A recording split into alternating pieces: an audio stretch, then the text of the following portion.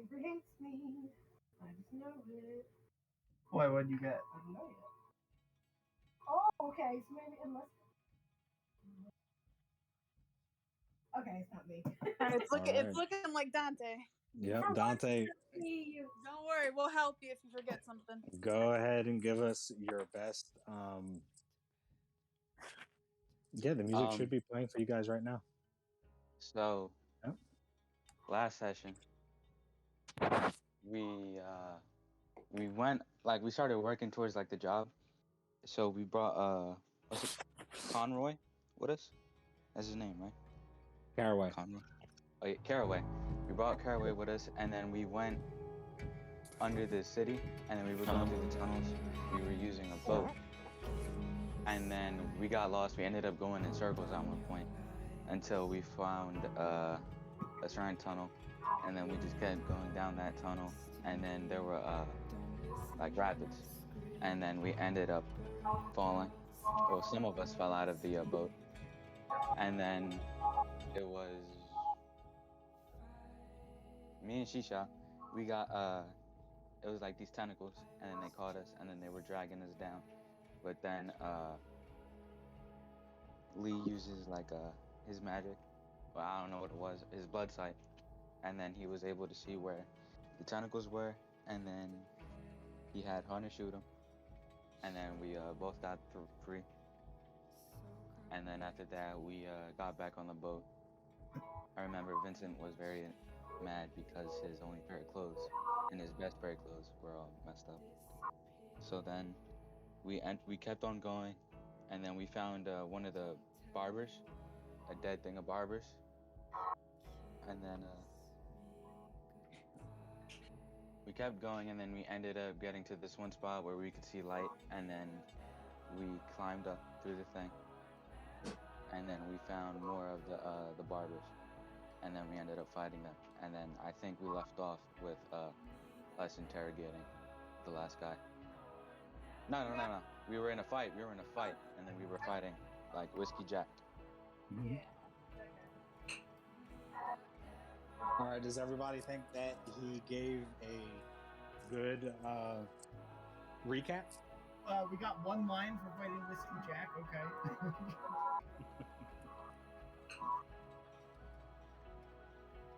Not a blow-by-blow, but a fine recap. I would turn this volume.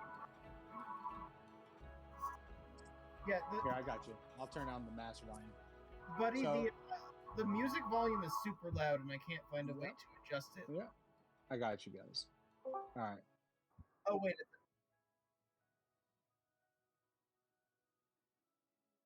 Browser. Yeah, but I wanted to do it from in Cloak and Dagger. Okay.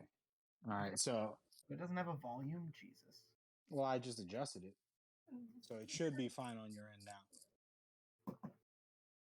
So, Dante, go ahead and take an inspiration. I think you did a pretty good job on your recap. So you have 1 DM inspiration. All right. And then, can everyone see the battle map? Yeah? All right. Yeah. Okay, so let's see what we got over here.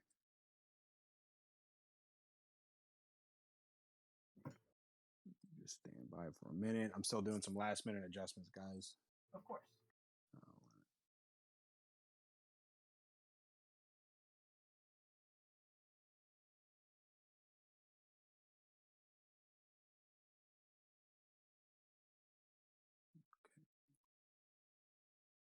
If you guys want to take a minute to grab some water or get ready, right? And then we'll go ahead and come back in like 5 minutes.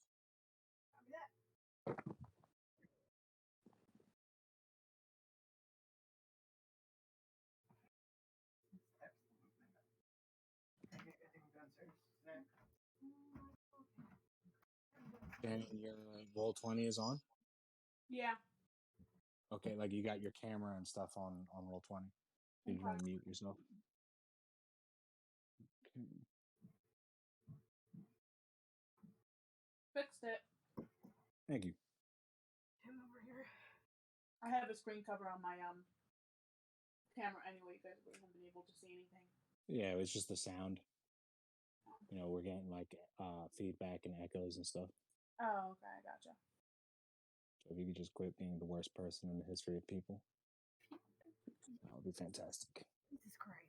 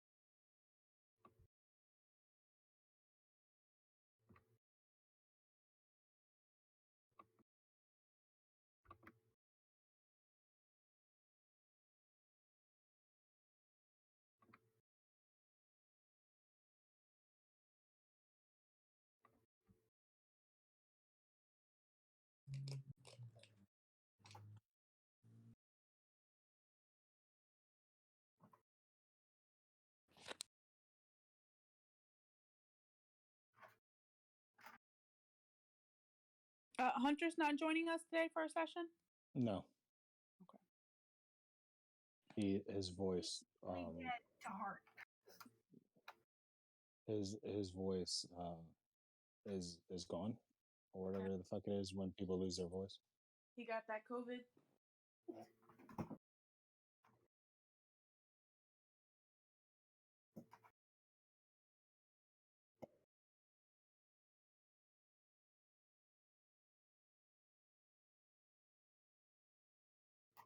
It's like everybody.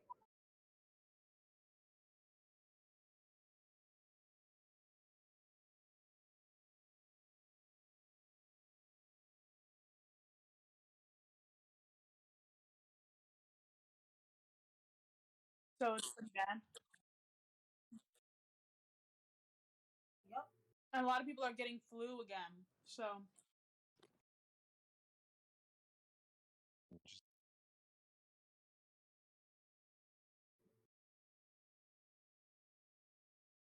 That was me last week. mm-hmm. Last week. It took me until this week to start feeling better. And I mean, it could even be that our vaccines are just working. Like, you know, our vaccines, because there's been a couple people that I know that have gotten sick, and like in a couple days they feel better. But I'm like, we don't know if it's like we passed by somebody that had COVID and our vaccines are working and our antibodies are working. So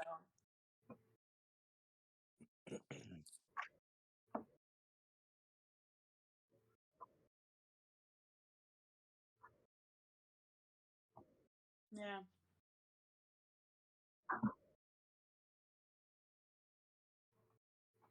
Yeah.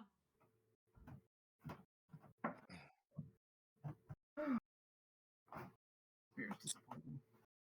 Is it? Then why can't I see to try it? Because it was disappointing in a way that like it's too nutmeggy. No, You don't like nutmeg? not in my drinks. It's called. Okay, do we have everybody back? Yeah, I'm back. Okay. Dante, are you back?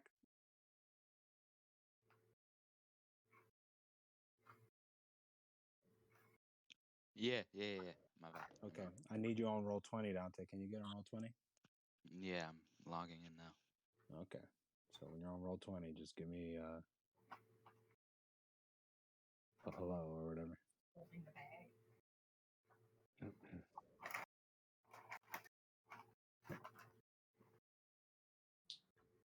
How's this volume for music, guys? As long as I can hear you talk, it's fine. Yeah, I was having trouble hearing people talk over it. Was all. Yep. Okay, I just want to make sure I'm adjusting the master volume. So I want to find a good medium between you guys being able to hear music and you guys also being able to hear each other and the DM. This is good for me so far. Okay. So once Dante logs on, we'll go ahead and pick up as poor Van is bleeding out in the sores and under canals. He's in the sewage. He's in that black, stagnant, nasty old sewer water. It's just, you see it seeping into his wounds and then moving out and seeping back in. And Oh, this boy's a goner. Don't laugh like that. I'm on. Don't bother coming back. You dead. you got to be onto the map. There we go, Mr. Dante. All right. So, we're going to be continuing off of the last, the same initiative order that we had before. All right, but before that, right, I'm just going to cut to a scene happening elsewhere in these tunnels, where two men are trying to unload a rowboat off of the sources. They're hearing gunfire and the sounds of fighting. They're hearing shouts and screaming. You can see one of them has a straight razor in hand and a pistol in the other. The other one has a small musket, and they're both looking at each other frantically, trying to pull this rowboat off of this wall. And they're saying, "Hurry up! Fucking hurry up! If you don't fucking do it, those boys are gonna be on us anytime. There's something else in the water. I fucking know there is." And then as they scream to a railjack, frantically working on a very large electrum gate with sigils and symbols on it. It's standing. It's like an arch over the water, and the man has some special tools next to him as he's trying to deactivate something. You're not going to see it just yet. All right. However, this is an unrevealed section of the map at the moment. So, as these two are arguing frantically, there's a little small canal going directly past this gate. This gate is projecting like the same energy as the ghost wall, like an electrified wall, and water's passing through it, no problem. And this man is frantically working with his tools as the water begins to bubble beside him. A giant, massive spiked black tentacle shoots out of the water and grabs the railjack as he tries to kick off. He's able to fight frantically against it due to the fact that this tentacle has something coiled within its grip already. As it lets go and releases, a small potted plant lands on the dock besides the railjack's face. Both of the other men aim their guns at this tentacle and begin firing. You guys then hear these gunshots ring off on the other end. The gunshots are coming from this direction, which I'm currently pinging. So you guys, did everybody see that? Mm-hmm. Okay, so it's coming from down that way. And each of you hear this while you're also in the middle of this fight with Whiskey Jack. But coming up first is going to be Van. I will go ahead and roll a death saving throw for the homie Van. Don't kill him now. No. Okay, so Van is fucking stabilized, all right? But because he's not here, I've rolled a fucking nat 20. But because he's not here, he's going to be unconscious, all right?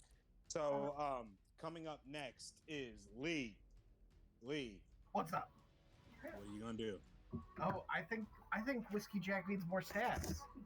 I think he does, man. But I think he said you can't bring the heat. Whiskey Jack has a grin. He's got blood streaming down his mouth, but he's got a grin. I already got one of your lungs. Now I'm coming for the other. Alright, I'm just gonna roll my straight up attack. Does what's my modifier? Does a 19 hit? A 19 does hit. It's only 18. Okay, well, an 18 still hits. Whew. This is the first time I'm damaging him this turn. And we're still flanking him? Yep, right now he is currently franked. Oh, yep. Let me make sure I didn't crit. Yeah, no, that wasn't a crit. Okay. He's gonna take some bonus damage, and I'm gonna rend to this again. So as Lee prepares to lunge forward with his rapier, blood trickles down the hand that's holding it and sort of wraps around the blade.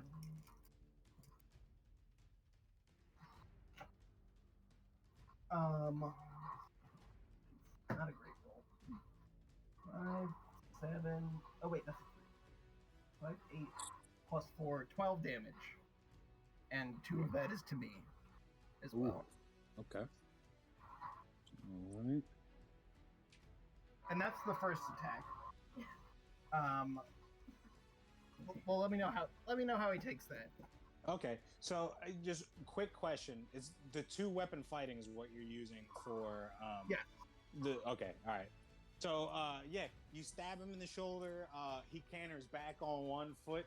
You see a grin in his mouth, but more blood is streaming out of his wounds. He's covered in a mix of his own blood and other people's blood.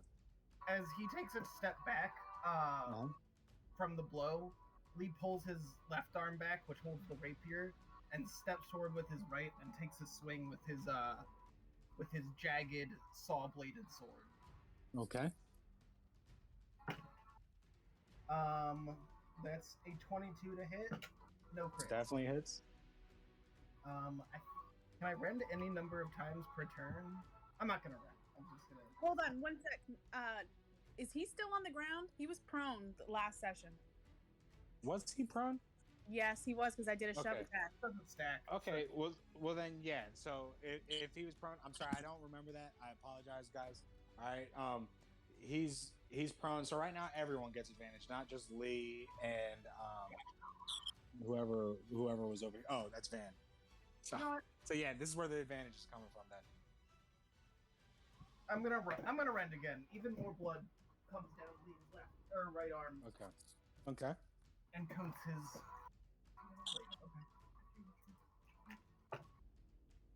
Ooh, that's. Ooh, I have the 2 hit weapon fighting feat. I get to add my dex. That's gonna be 14 damage. Okay, how do you want to do this?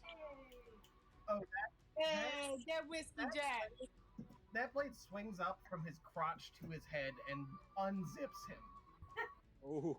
And just blood gushes out and splatters all across Lee from head to toe. Oh man.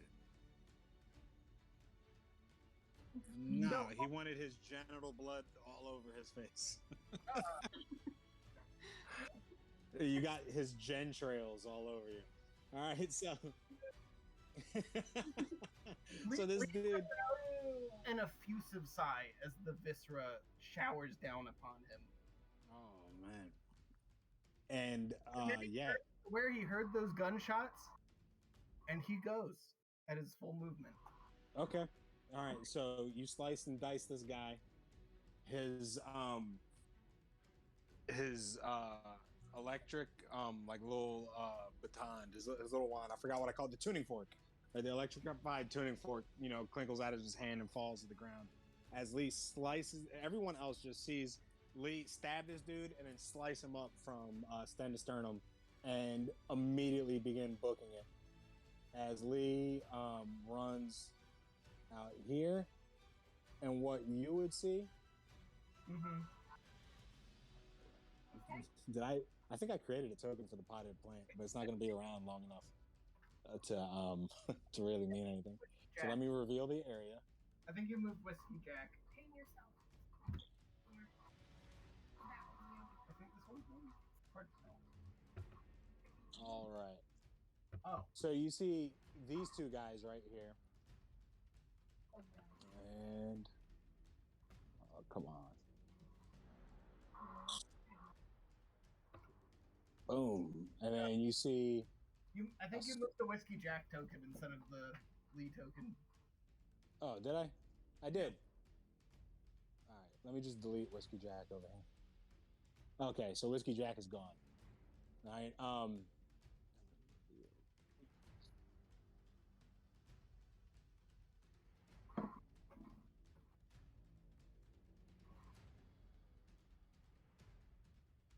Oh, I need to lose hit points equal to the rend damage, so that's 5 hit points lost. Let me mark that.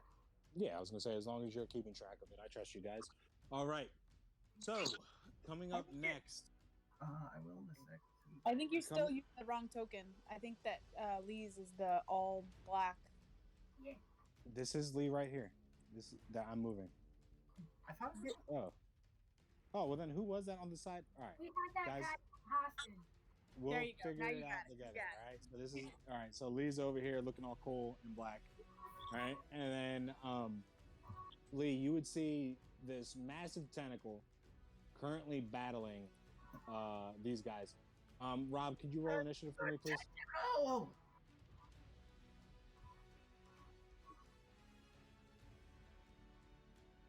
Ooh.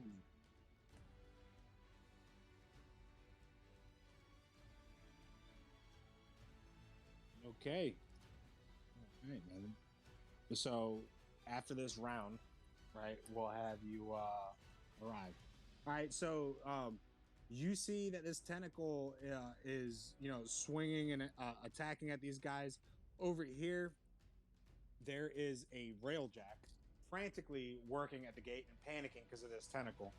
Looking back as he sees it, it looks like he sets off the wrong switch and a brief electrified explosion goes off because an alarm sounds and the man is vaporized. Him and his tools just fucking disintegrated. Right? Holy shit. And at this point, you would hear, that silent gate. It just sounds electrified, like it's making a very audible noise. All right, so coming up next is Vincent. Vincent, what do you do, buddy? Vincent is gonna run towards the other room where he hears all the commotion, and then he's gonna try to attack the tentacle if I have enough movement.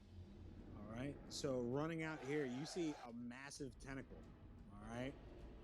Where do you want to run to? Go ahead and ping it on the screen. Here? You want to run over here? Hold on. If you can't ping, I don't know if you're on your laptop.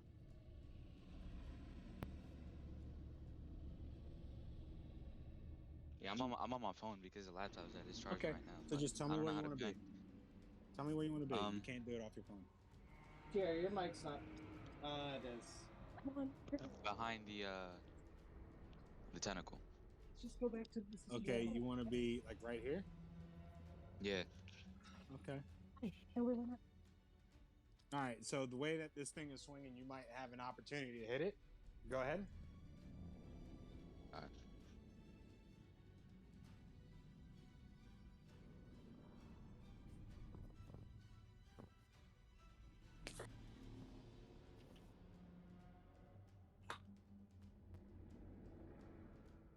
$13 to hit. A 13 does not hit as you swing, or you're swinging with your dagger. The spiked tentacle just lashes out of your way and it's slapping against this dude. It's going to hit this thug, this Blackstreet barber boy.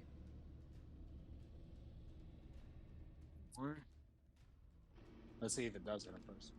Yep.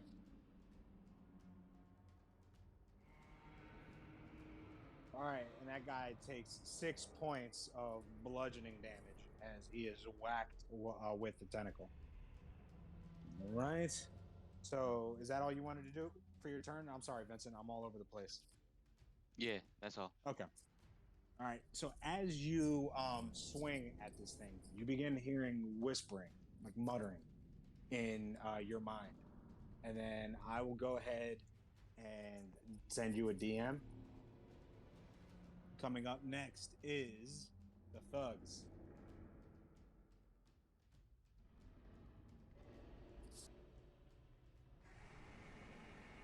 All right, so that guy fires off a shot, which lands for... He hits the tentacle for 4 points of damage. He's got his head firearms.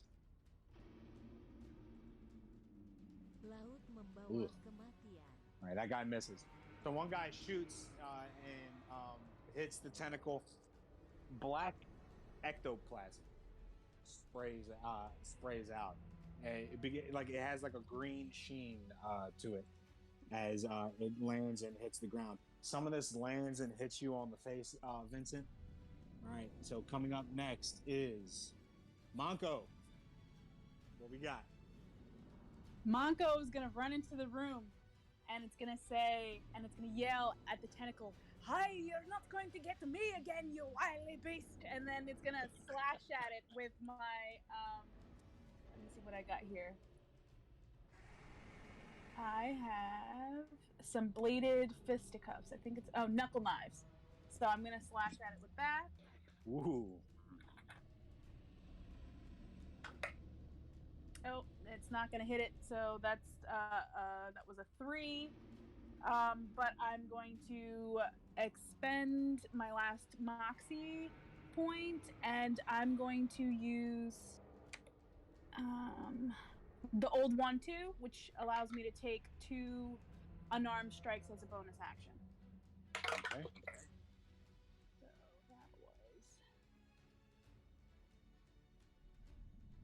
that's a 14 to hit. 14 does not hit. Okay. One again. That's an 18. That hits. Okay. So let me do my little damage die here. And 3. That is 3 points of damage. So not a lot, but I get one little swing in there of slashing damage. All right. Marked off. Okay, coming up next is Zaveth. All right. Stealing your mouse for a second there, darling. So we can see that Van is still like breathing, right? Sure. He's like in a puddle of sewage. All right. So okay, I can't. You know what? Can I see the mouse for a second? No, I got this, dude. Oh yeah. Gonna bonus action hide right here in this corner. I'm trying to think. Oh, this is the one that we were using for you. Yeah, the little one. Little one. So I just want to bonus action hide. Okay. Right here. This is me. One in the white. Oh. Who the fuck is that guy? That we had a guy hostage, my dude. Oh. We didn't kill him. Yeah, but I'm trying to think of what I did with his token. We had him pinned to the ground. Okay. And then I'm hold going on. to. Okay, Sorry, I change the remember wording. the really big dude is Caraway. Yeah. Yeah, the giant, right? Yep. I have no way without making him really, really tiny. Like Caraway's not really that big, guys. He's massive. He's like Andre the Giant. And this guy here is one of the barbers, right? Yes. Okay, so I'm gonna take a shot with my pistol. Uh-huh. Okay. Let's see. Oh, 14, 17? Yeah, that hits. Yes. All right. Let's see, D10.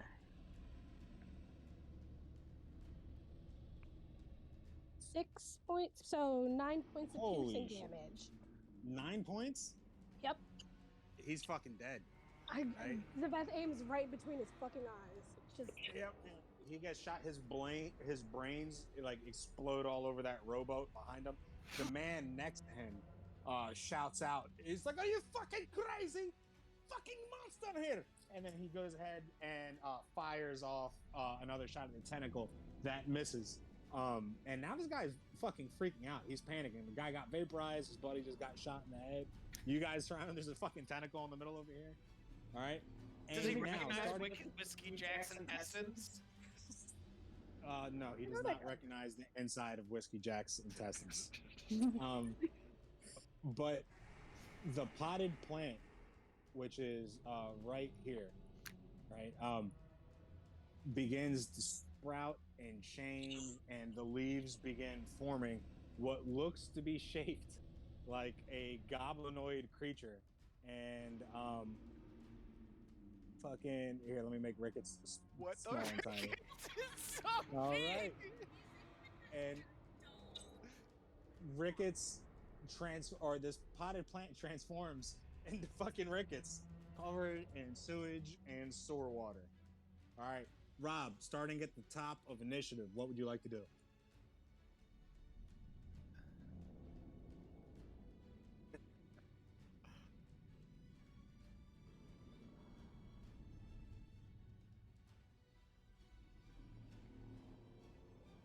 Ooh, that hits. And the thing quivers in pain as if the flame added extra damage. There had to be a better way to say that. All right. All right, and coming up. Oh, is that all you wanted to do with your turn, buddy?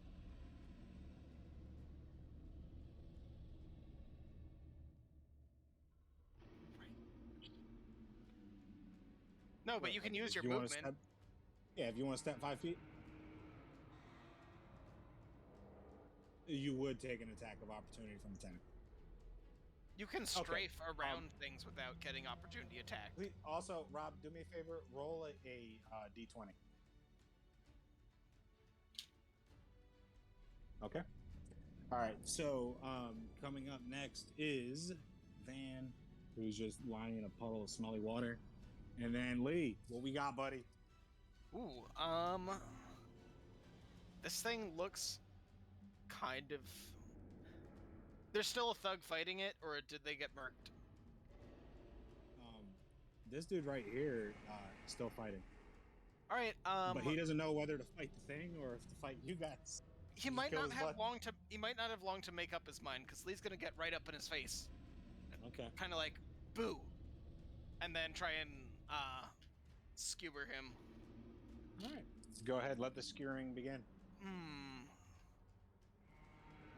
Not a great start. Does okay.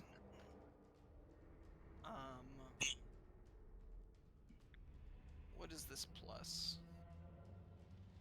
Does it 11 hit? Probably not. 11 does not hit. All right, but the rapier misses by a hair, but the follow-up is rapid. Does a 14 hit? A 14 does hit. All right. Now, he saw the other thug go down like a chump, so he doesn't even feel like he needs to pump his blood into this. Mm-hmm. Just gonna...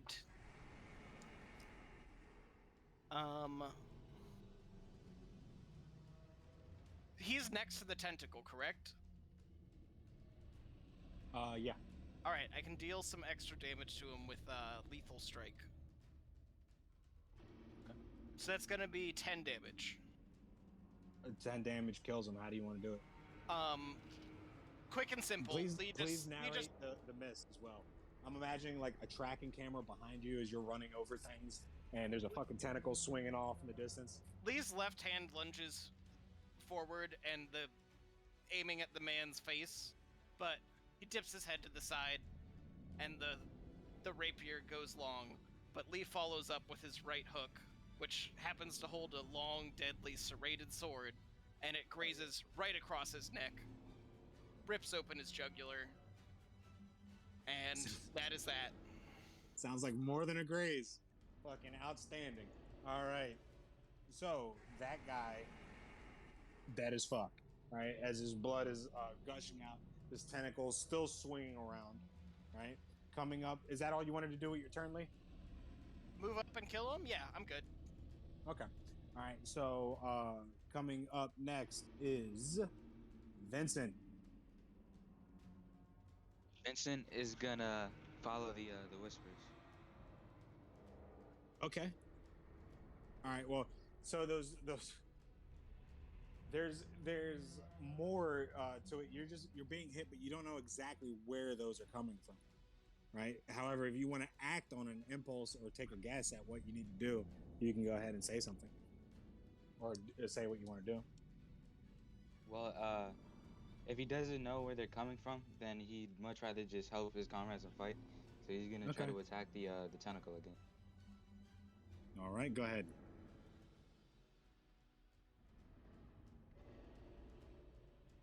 16 to hit. 16 hits. All right, 4 damage. All right. Hold on a sec. Feel it. Okay. Yep.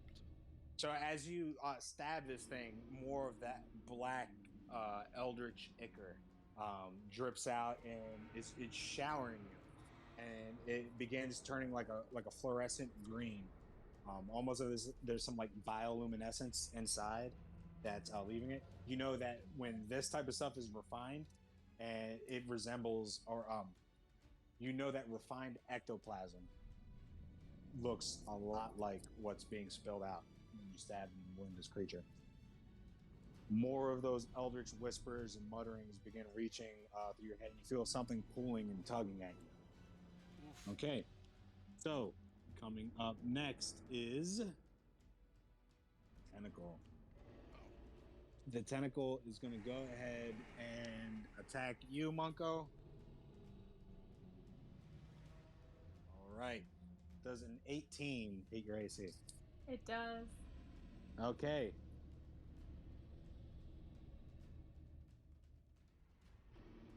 That's 4 points of bludgeoning damage, and I'm going to need you to make either an athletics or an acrobatics save in order to, or an acrobatics check in order to not be grappled. All right, I'm gonna do athletics.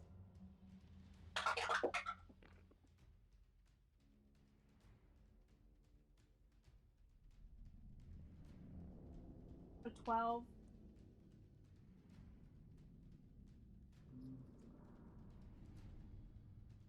All right, that thing got a 16.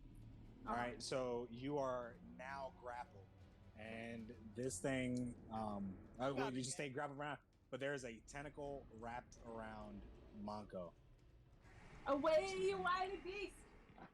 Get up, Jake! So, coming up next is Monko. Well, I'm gonna try to ungrapple myself. Okay, go ahead, try to break the grapple. All right. Let's do some athletics here. 12. I got 12. Yeah, but I gotta add my modifiers. Okay. That would be plus 4, 16. Okay, so 16, you break the grapple with this tentacle as its gooey ickiness is sliding all over you. There's some type of weird membrane that you swear got in your mouth as you're slipping out of it. And the tentacle goes ahead and lashes around trying to attack the others. Okay, so Zaveth, what do you do? I'm still hidden behind Yes. that corner, so I'm going to take another shot with my pistol at the tentacle. All right, See go if we ahead. can fuck this thing up. Oh boy. It's a good plan. Stay out of its reach and shoot it. Ooh. So a 19 to hit. A 19 does hit. Let's see. It's a D10. It's an 8 plus 3, 11 points of piercing damage. Oh. Okay. Can you sneak attack it? I don't know. It has. Well, she's But from currently where hidden, I'm at. Yeah, from where I'm at. and the allies are currently around it, right? Is it only when you make a melee attack? Didn't she also hide herself? Yeah, I'm hidden, but it's. That's what I'm saying. She's hidden, and she has. So.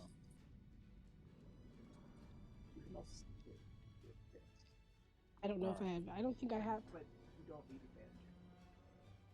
Yeah, there's. Okay. I don't know if I would have advantage because everybody else is flanking it, right?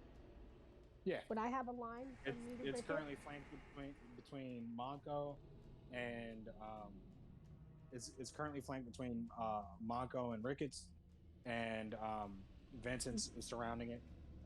Would I have a line between me and anybody from my vantage point? No, it doesn't look like. It doesn't look. It looks like from where you're looking at, you have a straight line to shoot it diagonal. Okay. But she's hidden. Yeah.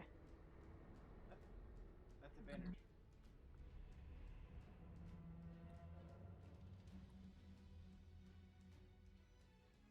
If you want to take this, if you want to add sneak attack, go ahead, add sneak attack.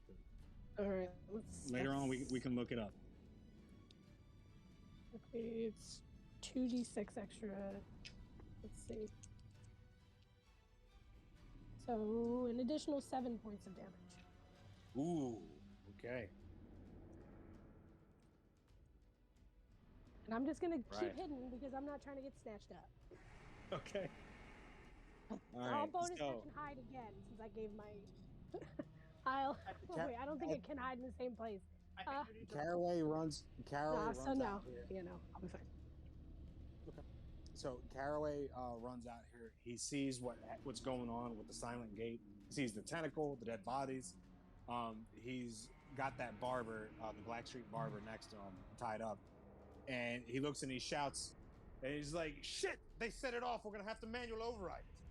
It's like we're gonna need purple. We're gonna need people working on this. It's gonna burn through all of its ectoplasm.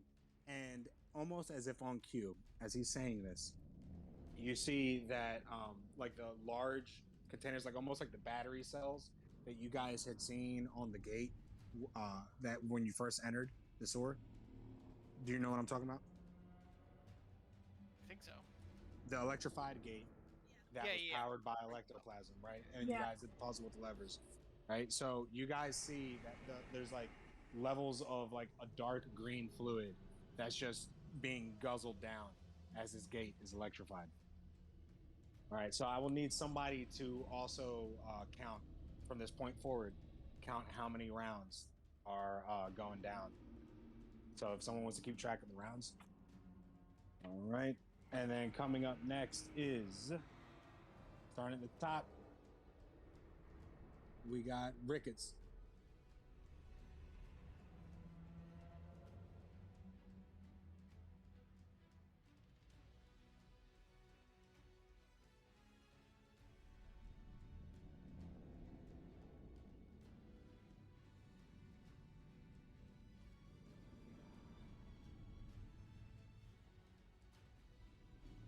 Okay.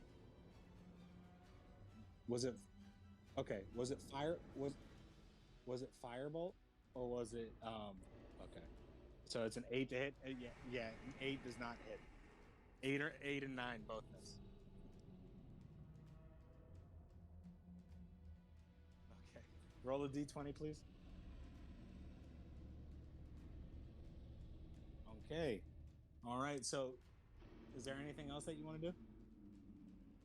Okay. So coming up next is Lee.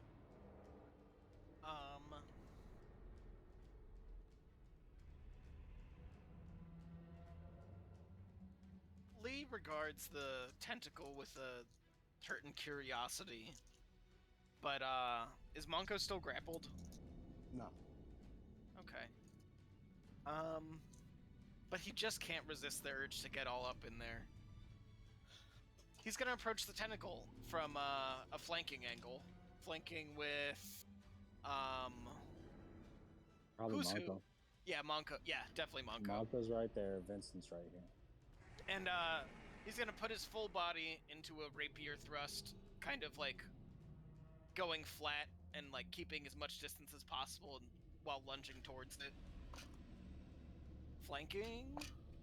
Oh, okay. So the highest was a 12. Okay, so that does not hit. Lee just can't manage to make contact without getting all very close to it. So he takes a step forward with his right side and just swings at it with the saw blade. Okay. That was a natural 1, but then a unnatural 18. Okay. All right. So the 18 hits. Go ahead and roll damage. I have advantage, so I can roll Murderous Strike, and I'm gonna rend. Okay. I thought that your last rend was used. It's not a limited resource. I take damage, so my HP Okay. is the resource pool for it. Okay. That's 9, 11, 15. Damn. Slashing.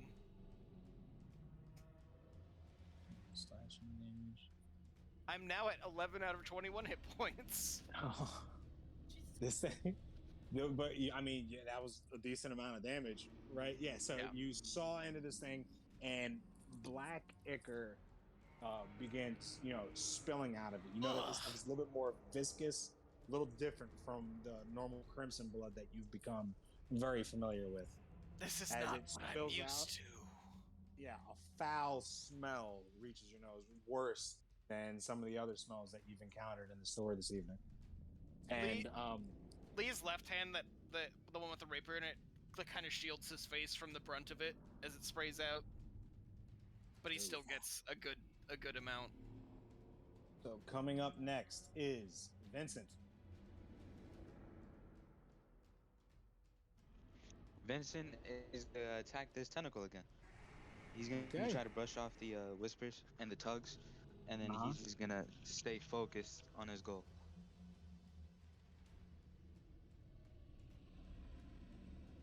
18 to hit. 18 hits. All right, 3 damage.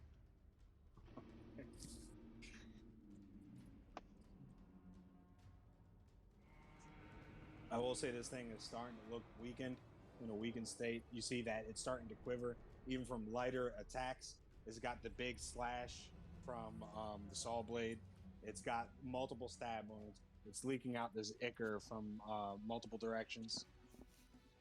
And it comes up next, and the tentacle lands straight in the air. Does a 16 hit your AC, Lee?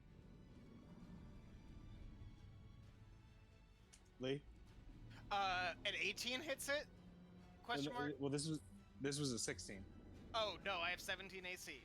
Whew. Okay. All right. So, yeah, this thing swings around and misses. As it Lee Matrix swings, leans backwards. as it swings and misses, its ichor spills out, and more of it lands. At this point, Vincent, his suit, which had been previously damaged from being plunged into the sore water and the combat, the cuts and the slashes and the scars, it's now like dotted with black, greenish ink all over his clothing and his person. All right, so coming up next is Monko. All right. Monko is gonna get a crazy look in his eyes. And he's like, "I'll kill you," and then swings again.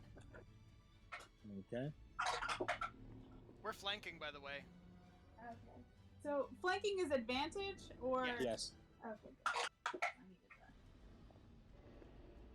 Uh-oh. That is 16 to hit.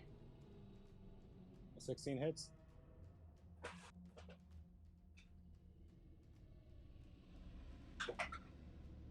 And that is 5 damage. Okay. It quivers in pain. Coming up next is Zaveth. Can you ping for me where the gate is on the map? That's okay. Nice. Yeah, you know those like fountains with water that streams out of it? This one, this guy has like, he's just like squirting water out of his mouth, and that's where you guys would exit. Speed. Okay, Water so I'm gun. gonna bonus action dash around as far as I can. This way. Okay. Don't know how far that was from here to here. Is there a way to? It's within your No, movement. there. Okay. And then if you're I'll dashing, that's within your movement. and then I'll use whatever movement I need to get to the gate. Mm-hmm. And Okay. yeah. All right. Now over here, the footing is a little off, right? Because the gate is designed as an arch to let people off, like on boats. Okay. Right? So you see where that other railjack is standing. You see his tools on like a ledge beside you, and there's just like some small like cinder block and and mortar, right? That you see like what he was using as a foothold so he could work. Hmm. So, So the there's footing nothing- is just a little. So what I Go need ahead. to do No, I'm just trying to get over to the door to see what I can see. Is there anything for me to stand on here, or would I need to do an athletics check? I mean, I could put you there. So this would be right. Like this would be like a straight, like little waterway that's gonna go through there from where the tentacle's at. Mm-hmm. Like right. I So got you guys would be able to exit on boat, but there is some stuff for you to be able to grab on. But I will ask for some checks. Okay, I'm gonna try it. I want to be able to get where I need to get. All right, go ahead. Roll athletics or acrobatics. Ooh, natural 18 plus 4 for a 22 athletics. All right, that's a success. So yeah, you're able to definitely step to the side and keep your footing in this high pressure situation. All Right. And you know what? Fuck this thing. I'm gonna from there. I'm gonna turn and take another shot at this fucking tentacle because it's pissing me off at this point. Okay, go ahead. You shoot at the tentacle. And I have advantage, correct? Yeah. All right. Natural 20, bitch. There we go. Sorry. There I we the go. mic. Ow, babe, too hard. Do you double the dice or do you double what I roll? And Just give one max damage, right? So one's gonna be max die, and then the other one just roll damage. Okay. Let's do some brutal criticals there. So I've got, that'll be the max damage will be 10 plus 5, and then plus 3. 18 Roll sneak attack again. No, I didn't call it. Oh yeah. How do you want to do this? after traversing around the disgusting water, muttering under her breath, Beth takes a point blank aim at the tentacle and says, "I'm tired of being here," and just shoots it. Okay. And as you shoot this thing, the tentacle from all the blood loss, just a big chunk of it explodes off. This thing begins quivering and shaking before retreating back into the ground. And as the tentacle goes down, there's like a green miasma leaving the surface of the sewage water. And Zaveth, you see like spectral visions of like skeletons and like little devilish, impish creatures, and they begin coalescing and wrapping around Vincent before retreating into the water. Did they take him? No. What's that? Did they take him down? Okay. No, they didn't take him down. But you just see him covered in like that inkish black blood. Let's go ahead and take a 5-minute break. All right, you guys are out of initiative order. Nice. Or if you guys want to stay in initiative, because we're hopping right into a skill challenge as soon as we get back. Okay. All right. Sounds So good. I'll be right back. I gotta go ahead and be a good dad. All right. We'll be right back. You told me to make English. English? Yes. So I'll say I have to do it off Dante's computer.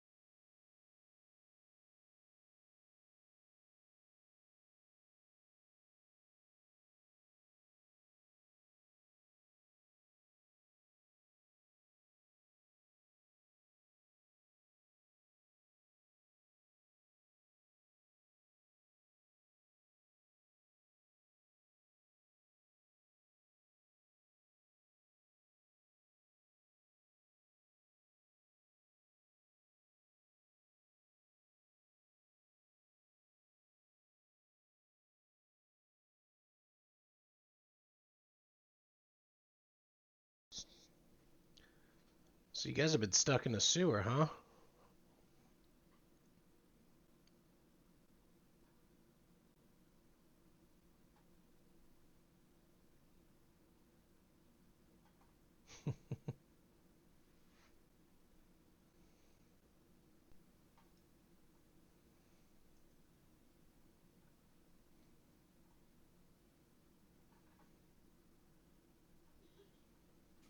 I'm back. Hope you weren't waiting on me.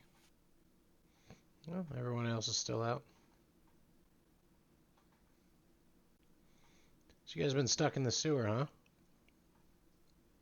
Not as stuck as poor. Which one's Hunter's character? I get Van and Vincent mixed up 100% of the time. I'm just gonna call them both Vincent. No, let me pull up my... We should know the other PC's names. I just gotta pull up my spreadsheet.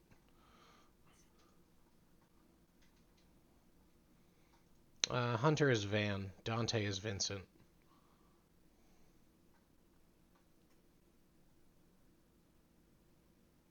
Oh my god, I just realized. Oh. Everyone else is having worse time because they all fell in the river. Sylvester did not. So it does... It does look pretty gross. Yeah. You missed Monko got pushed into the sewer river and the tentacles had grabbed my leg and I was shrieking like a little child. Big man. Yeah, lots of fun. I'm just imagining like a Looney Tunes cartoon. Just this buff, muscular boxer, like. Ah!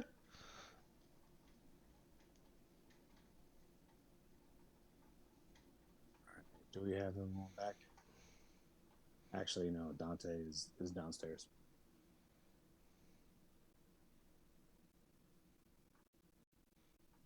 We're here. Okay. Now, are we currently in Lock B4? Lock B4. Yeah. Oh yeah, where you guys need to be. Yeah. Okay.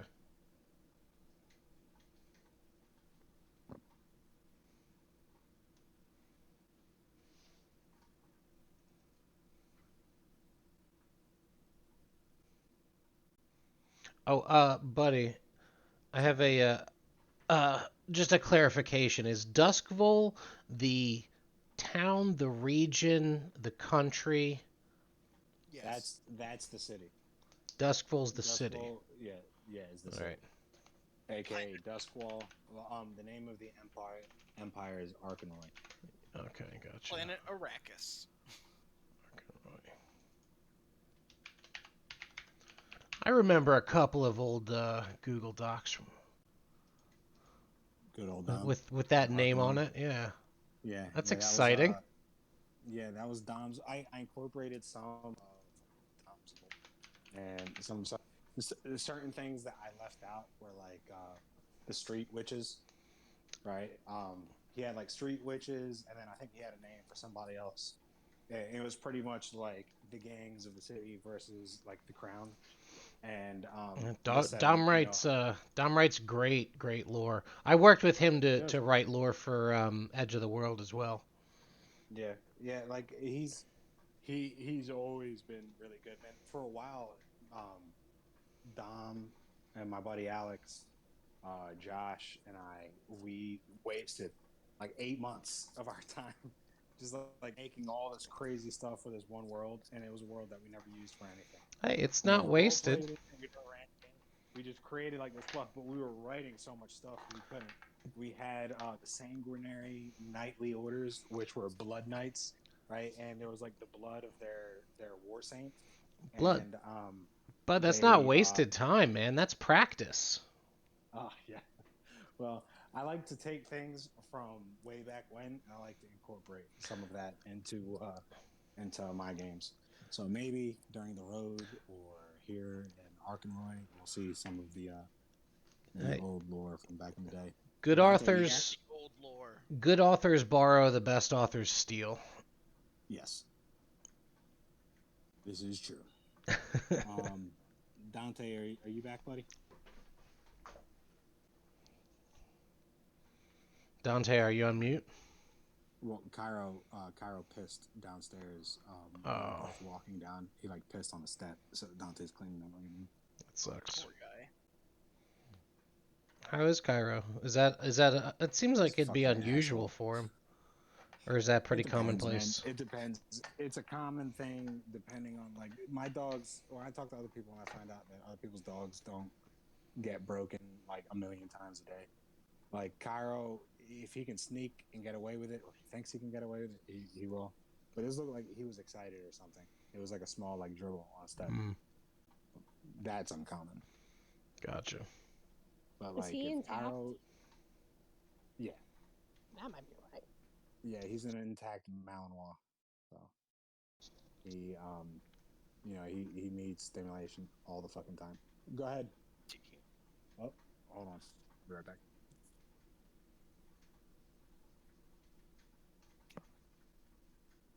I did have to ask Buddy for some help because I was like, my character has a lot to do with doing like real fucked up stuff with dogs, so I should probably talk to Buddy about that. Just get his opinion. But I'm excited. That's awful. Hey, look, Dog Cutter is a title, okay? He got it somehow. Seth loves dogs, alright? Rob loves dogs too. Ricketts hates them. They are his worst enemy. If he takes a level 1 ranger just for favorite enemy dogs. Is this mic picking me up? Yeah. Oh, okay. Oh. I'm not hearing my echo, that's why. Never mind. Nah, I mean, yeah, Ricketts definitely wants to specialize in killing dogs. If you want animal abuse in the limit list, you should have put it. It's not animal abuse if he thinks they're an enemy. I mean, you wouldn't consider, like, fighting owl bears to be animal abuse. My mother was an owl bear. Did you say your mother was an owl bear? Which is why your father stinked of owlberries. But Don't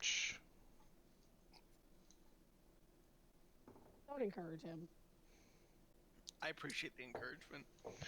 I mean, it's a rim shot. It's not really encouragement or discouragement. So, if anybody is into winter sports, Mm-hmm. what? You like hockey? hockey? Oh, well, I'm gonna be heading up to Shawnee Oh, on hell yeah. Sundays for snowboarding. If anybody wants to go with me, That's awesome. I would try snowboarding. Well, I'm taking lessons. I don't know how to do it. that sounds very cool. I might take you up on that. However, I will have to avoid you the whole time because snowboarders are an embarrassment, and I'll be skiing like a gentleman. Okay. My brother's the same way, Rob. Me falling on my ass. You can listen to your Limp Bizkit and your Linkin Park as you wear your fuzzy dreadlock hat. And ride your Fortnite branded snowboard. No, I will put right now. When I get the money, I'll buy my own board. They're like $400. They're crazy expensive. I mean, check out eBay. You might be able to get a good deal. People are selling all sorts of stuff. But I'd say like I'm like 60% up for taking you up on that offer. So like maybe I will reach out, but it's more of a scheduling thing than anything else. But I haven't been skiing in a very long time, and I've actually been lamenting to my girlfriend because I don't know anyone who skis. Like none of my friends ski. I knew people who skied when I was like in middle school, but when I was like learning it. Skis. It's a fun sport, man. I used to do like crazy, like multiple times a winter. Oh, that's fantastic. His kids both ski. I give it like a year or two before Parker like insists on snowboarding instead, though. Hey, look, snowboarding is a hell of a lot of fun. I really only give you a hard time tongue in cheek. I had trouble learning skiing. getting two of my hands or two of my feet to do completely different but related things in sync has always been a struggle. Like when I tried to learn guitar, that went Gotcha. terrible. So, Shannon, what made you want to pick up snowboarding? And I had a really bad fall on this bunny slope. So it was really embarrassing. I had like 2-year-olds going around me. So I always wanted to go back and kind of like, I don't know. I always wanted, like, that was always on my mind to like go back and like try it again. Well, hell yeah, go get some. That's awesome. And JR, were you ever actually able to ski, or were you couldn't pick up the Skied a hand-eye little coordination? last time I went, but like,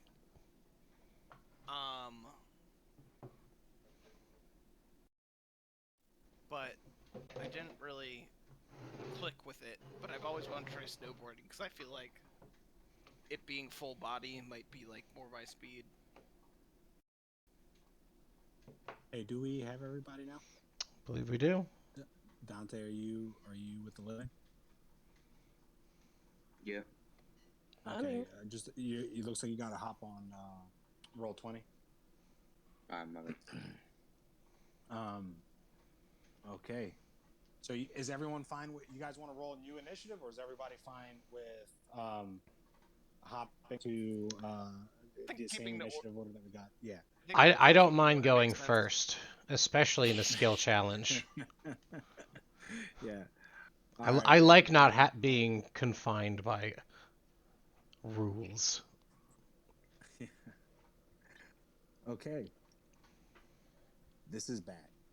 You guys are watching as the ectoplasm that powers the silent gate and allows it to create a protective life bubble around you guys, what keeps you from being consumed by the ghosts and demons of the dead ones. Right? That's going away, and it's going away extremely fast.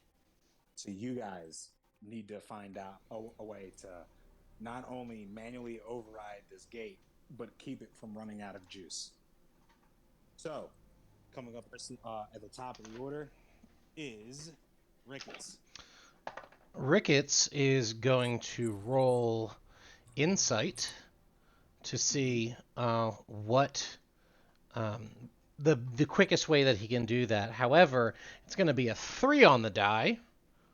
Okay. For an 8, I don't think 8's going to do it. Okay, so you were just a potted plant less than 30 seconds ago. So, you were in a sewer, then everything went black, and you were a plant going through water, and eventually you ended up being picked up by a tentacle, and you're in a completely different room in these sewers. You've got no clue what's going on. You got out, your friends were fighting, and just immediately went to killing a monster. All right, so now's not the best time to do your greatest of problem solving. So you're looking around, there's a gate, there's people screaming about the gate. It's making a loud electrified noise. It looks like the electricity is getting larger and larger. Coming up next is Vincent, or no, Lee. Lee would like... This is not his area of expertise, obviously. So he's going to roll an athletics check to fetch Caraway and get him next to this thing as fast as possible. Okay. All right, go ahead. That's going to be a 3 as well, but plus 4. You fall into the sewage water with the dead tentacle. Nice. All right. Coming up next is Vincent. All right, Vincent is gonna cast, or not cast, use survival and then try to plug up the ectoplasm so it doesn't like run out, if that makes sense. Okay. Using rocks and stuff. Okay. So you runs one of the battery cells over here for ectoplasm. So just so you guys know, because I couldn't find appropriate artwork for it, there's one battery of ectoplasm here, one by Zaveth, and then the gate right here in the middle. All right. So, go roll survival for me. 13. All right. A 13 is enough for you to succeed. All right, so you're grabbing whatever kind of rubble you can and shoving it into this battery cell. Your hands are getting thick, covered in the ectoplasm. I mean, this stuff is priceless, right? And you're just up to your elbows in it, trying to shove as much as you can into the battery, and it looks like it's starting to stave off just a little bit. All right, but that's only one battery cell out of two. So it doesn't look like you've stopped it permanently, but it's stopping it from all being guzzled up. So coming up next is Monko. Monko's going to use investigation to look over the levers, since last time with the last puzzle that we had, Monko DD'd the levers. So Monko's going to look at them and see if they look similar. Okay. What are you rolling? Investigation? Yes, investigation. Okay. Go ahead, roll investigation for me. Oh, I got a 19. Ooh, Nice. A 19 is enough. All right, so yeah, you see that there's only one lever on this one. It looks like it's got a completely different system attached to it. However, that lever is hard. Like it, you can see that it's pretty much broken where it's at. The last railjack who's working on it, that whatever he did had damaged this lever, and it's not going to be of much use during this manual override that you guys are doing. So you see that there is no additional puzzle to this. It looks like it has something more to do with the actual like hex mechanisms that are on the gate and the batteries themselves. So coming up next is Caraway. Caraway is going to go ahead and down here and working along side. Actually, he's just going to push you out of the way for a little bit, Vincent, so I can get him right there. He's going to go ahead and grab his tools. He's going to be looking at Zaveth. He's like, if you got any wrenches or anything on you, get ready to start prying some of these mechanisms apart. We're going to have to do it while they put in fresh ectoplasm. And then coming up next is Monko. What? It's not me. I thought Monko just went. I did. Did you just go? I did. I'm sorry. Okay, so I went out of order. All right, so Zaveth, go ahead. All right, he told me to pull like something to wrench it out, right? If you have, you can use your thieves tools here. Okay. If you work on some of the mechanisms for here. So there's like little hex, security parts, like kind of like if you see any system that has like wiring and electricity, usually if there's like a manual option to use the stuff, they have like little compartments that you can open up, but you have to use like special tools like hex keys, or you have to use a special wrench, and then it allows you to open these things up. You find this like on a train or in an elevator. I'm gonna use my thieves tools. I'm gonna use sleight of hand. Okay. To see if we can figure this shit out. Okay. It's a 15 plus 5 would be a dirty 20. Ooh, Nice. that is a success. All right, so yeah, using your lockpick and using like a shaped rake, right? You're able to open up one of these compartments, and then in there you see that there's a manual lever for you to be able to lift open. Caraway takes out one of his special railjack tools, right? And he uses it, opens up his compartment, no problem. And it looks like they got two levers on both sides at the same time. Okay. Right. I'm looking at him to see for cues to when I'm supposed to pull. Okay. So coming up next is back at the top of the order.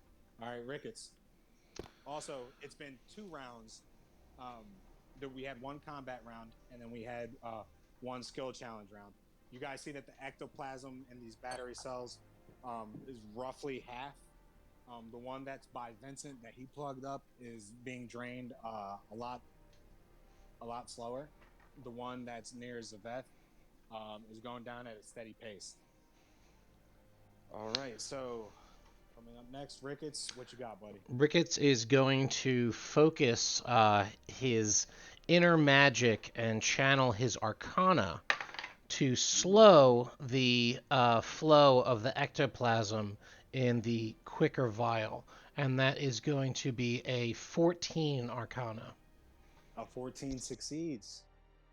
All right. So as you're using Arcana to gain some type of connection from this ectoplasm, weird visions begin hazing your mind, and you're thinking of the inky black depths of the ocean just beyond the city of Duskfall, just on the other side of this gate, and you're seeing shapes and creatures impossibly large, impossibly alien, and weird guttural voices reach to your mind, and you take 1 point of psychic damage. Hell yeah. But that is a success. All right. So coming up next is Lee. Is there another battery cell to be? There's 2 battery cells currently connected to the gate. However, nobody has decided to check anywhere else for other ectoplasm cells. Yeah, Lee's gonna use perception and look for more cells and like kind of follow the wires. Okay. Go ahead and roll perception. Ooh, 18. All right. So with an 18, I'll give you. You look around in the room. You do see one cell right by one of the dead bodies over here. You see where I'm pinging? Mm-hmm. You see a dead Black Street barber there, right? However, you also recognize that all of these cells look exactly like the electrified gate that when you guys had first come in, right? It looks like the same type of cell that powers it. Like trapped? It looks trapped? I think we lost Bud. Oh. Sorry, guys. I got a phone call. So Oh. I was just, for the last 20 seconds, I just wasn't. I was clarifying, it looks trapped? What, the guy from the dead body over here? Yeah. No. That guy looks like something murdered him. No, I meant the cell near him looks trapped. No. Like No, the he has original it. He has it in his hand. Oh, okay. Yeah, it looks like it was something that he was holding before he got killed. So the skill challenge, that's my whole turn. I can't move over there. Well, you did the perception check, so yeah. You can do athletics if you want to get there in a certain amount of time, but that's what you did. It's fine. I'll point it out to everyone. Okay. So, is there anyone that you point to in particular? Who's next in initiative order, or who's I don't know. closest? You got no clue, right? So what would Fair enough. who does the Zeveth, or no, Zeveth is busy. Bunko, look, that away. Okay. All right, coming up next, Vincent. Vincent, as you're looking on the other end during this frantic moment, you see on the other end of this like translucent electric wall, there's just an infinite expanse of blackness and darkness, and the image of a woman on the other side of this wall floats and just really quickly zooms towards the wall, looks on like she can't see what's on the other side.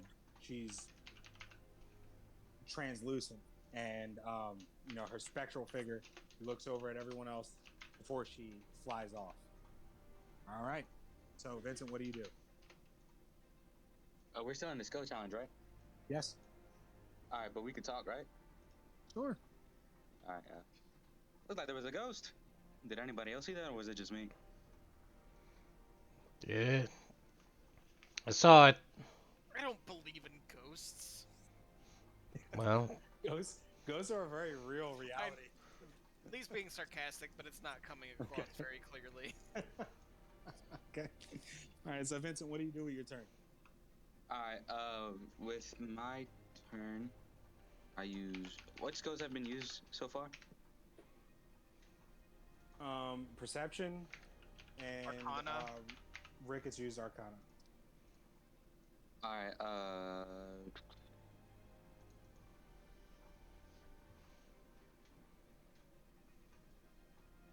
I'm gonna use investigation to see if I could see any more ghosts.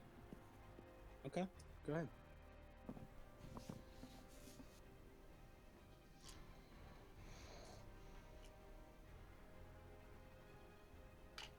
18. Okay. Yeah, with an 18, you do see that something is gaining the attention of spirits on the other side of this wall.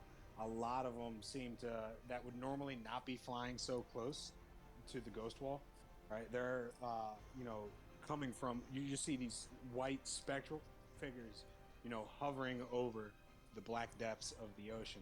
And they're coming straight out to, examine the wall and examine the gate, the silent gate. It's like almost as if they can sense that there's life on the other side, as if the ghost wall is weakening. Okay, I reiterate that to everybody. It looks like they're trying to get over here. It looks like they see something. They know something's wrong. All right. Coming up next is Monko. Oh no, Caraway. All right, so Caraway, he says he's looking at you, Zaveth, right? And he says, "On my mark, we're gonna have to pull both of these levers at the same time. The timing has to be perfect. We have to do it right when they insert fresh ectoplasm into these batteries." And then he's going to turn to Vincent, and then he's going to shout like right over his shoulder, where he's like, "Get ready to fill these things up. If you can get some from that tentacle, if you can get some from that gate where we first entered." And then he puts his hand on this. He puts his hand on it, and Zaveth, if your hand is also on that handle, you're going to get the sense that it's going to require a lot of strength in order to pull it. That's right. All right. So coming up next is Zaveth. No, Monko. Monko's No, Okay. you were That's swapped right. with them. I think you're 1st, I'm and then all over the place, guys. Yeah, Caraway's supposed to go right before Monko. okay. All right, go ahead, Monko. So Monko is going to hear the directions given by Lee and is going to go and search for the ectoplasm. And I'm going to use. I think we used investigation already. I'm going to use. Do we use perception? I'll use perception to to look for the Lee used ectoplasm. perception. Oh, okay. Use acrobatics to cartwheel there and back. Yeah, basically. Are these containers with ectoplasm heavy? Yes. Okay, so then I'm going to search them out and then use my athletics to pick them up. And Okay, you see one of the needed two right here, right? Especially when Lee shouted out where it was. So, what are you using? Well, I was going to use athletics to pick it up and roll it over if it's a big barrel. All right, go ahead, roll athletics. All right, that is a 14. All right. 14 succeeds. You go over there and pick that up. Let's see how far that was. There's a ruler over here. Fuck it. It looks like it's within your movement. All right. So you pick it up, and as an additional check, go ahead and roll. Make a strength check for me. Sure.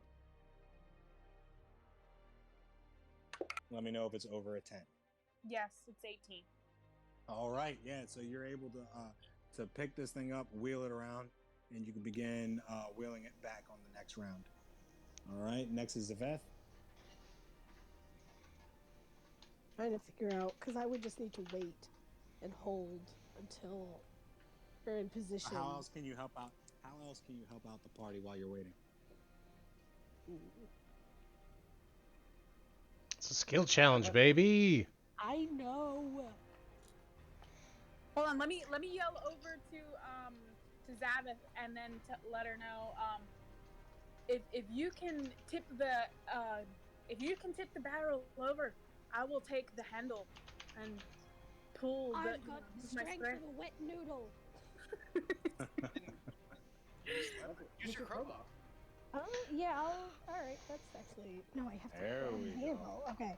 Big brain time. So that would be... Would it be survival? Or insight, maybe? It's a... What are you using insight for? to realize that I'm not going to be able to move this handle by without some kind of mechanical sure. means. You can do inside of that, or I mean, I would just say you can do a straight thieves tools check with like sleight of hand or something, I because that use sleight of goes hand with for my like your first one, though. proficiency. That's what I'm. Okay, all right. So then go ahead and use insight to see if you can pick out what kind of tool it is. At +1, What though. tool? So far, you guys have been doing pretty good. 15 makes it. A 15 makes it, and then you definitely get the sense that you could rig something up using a crowbar, a pry bar, any of these other tools that you have to help with this lever. Okay. And I will allow you to, in lieu of a strength check, to make a check, like a different check if you're using your thieves tools when the time comes. All right. So coming up next, by the way, that's what, the third round after. Yes, it is. Okay, so the ectoplasm is looking like you got about a quarter of it left, and the silent gate begins flickering out. And the moment it flickers out, for just a brief second, you guys see hundreds of specters and ghosts, women in pale dresses, hovering over each other. They're all waiting on the other end of I do believe in this ghosts. gate. I do believe in ghosts. We ain't scared of no man, but ghosts. Fuck that shit. Right, so coming up next is Ricketts. Ricketts is going to, feeling in his hollow bird-like goblin bones, the magic air that is swirling around them with this silent gate and with this ectoplasm, and he is going to call out using persuasion, speaking to the spirits to aid their help in taking the gate down. Oh, there we go. Wait, we're trying to get it 20. back under Oh, control. back up. We're not trying to get it down. We're taking it back up. We're taking it back up. Okay. So the persuasion, shut up. It's a simple mistake. Up, down. It's 23. 23 persuasion. Okay. Speaking to the spirits to get them to help reinforce the gate. Okay. Would Ricketts care? Well, one with the 23 that succeeds. But would Ricketts care to actually say? I would like to hear what you're trying to tell them. True. I'm interested in. Yeah. So Ricketts says,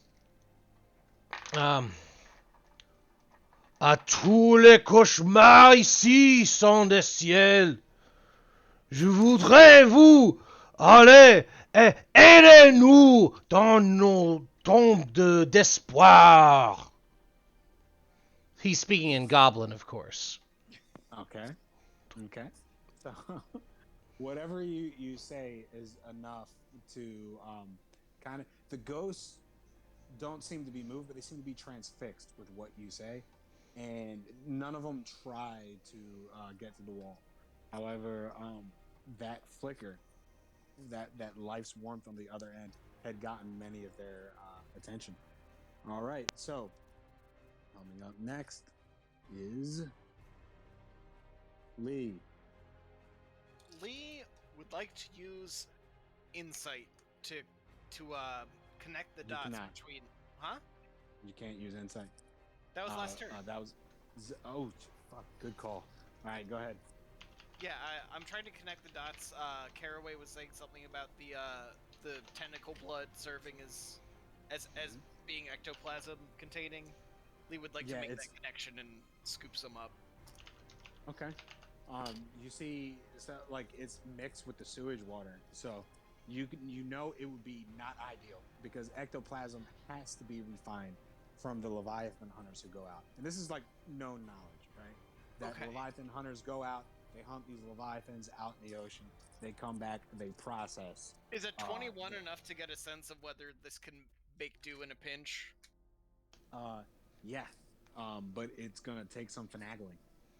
But you might be able to get enough in there if you fucking mix up more ectoplasm or more of this ichor than you If- do the sewage water. If Lee's sure it's better than nothing, he's gonna try.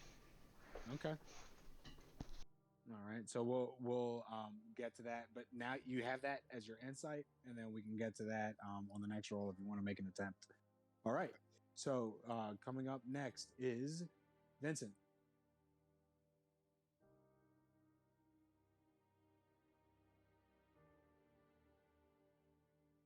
I could use Dante, some you're help muted, over buddy. here.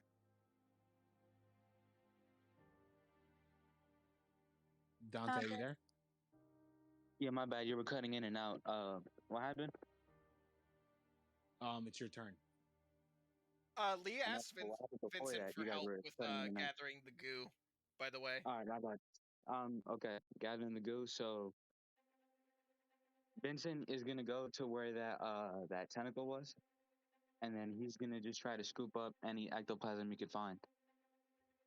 Or Okay. if the tentacle is still there and like it didn't go down, So what try skill to are like you going to use? switch out the goo. What skills have been used? So far, insight and persuasion. All right. I'm gonna use sleight of hand to try to just grab as many pieces of goo as I can as fast as possible and try to get them into a bucket. All right, go ahead.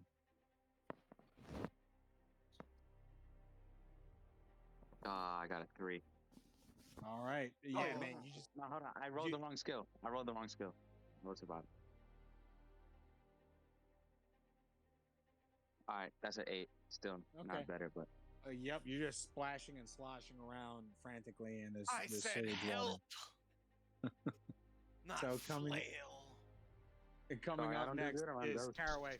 Caraway is getting his pry tools out, sliding them underneath the lever, and then he's shouting, "Grab the battery from the first hole before this thing goes out! Hurry!" And coming up next will be Monko. Monko, you're over here with that barrel. Yes, I'm going to be using acrobatics to swing it up and over to where it needs to go so that it can Okay. start filling up these vials. All right, go ahead.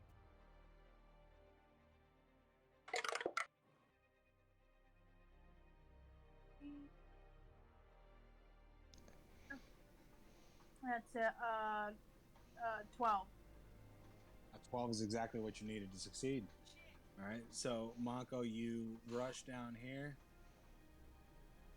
and you wheel that battery cell with the ectoplasm right next to the battery that you need to fill. All right, so coming up next is Zaveth.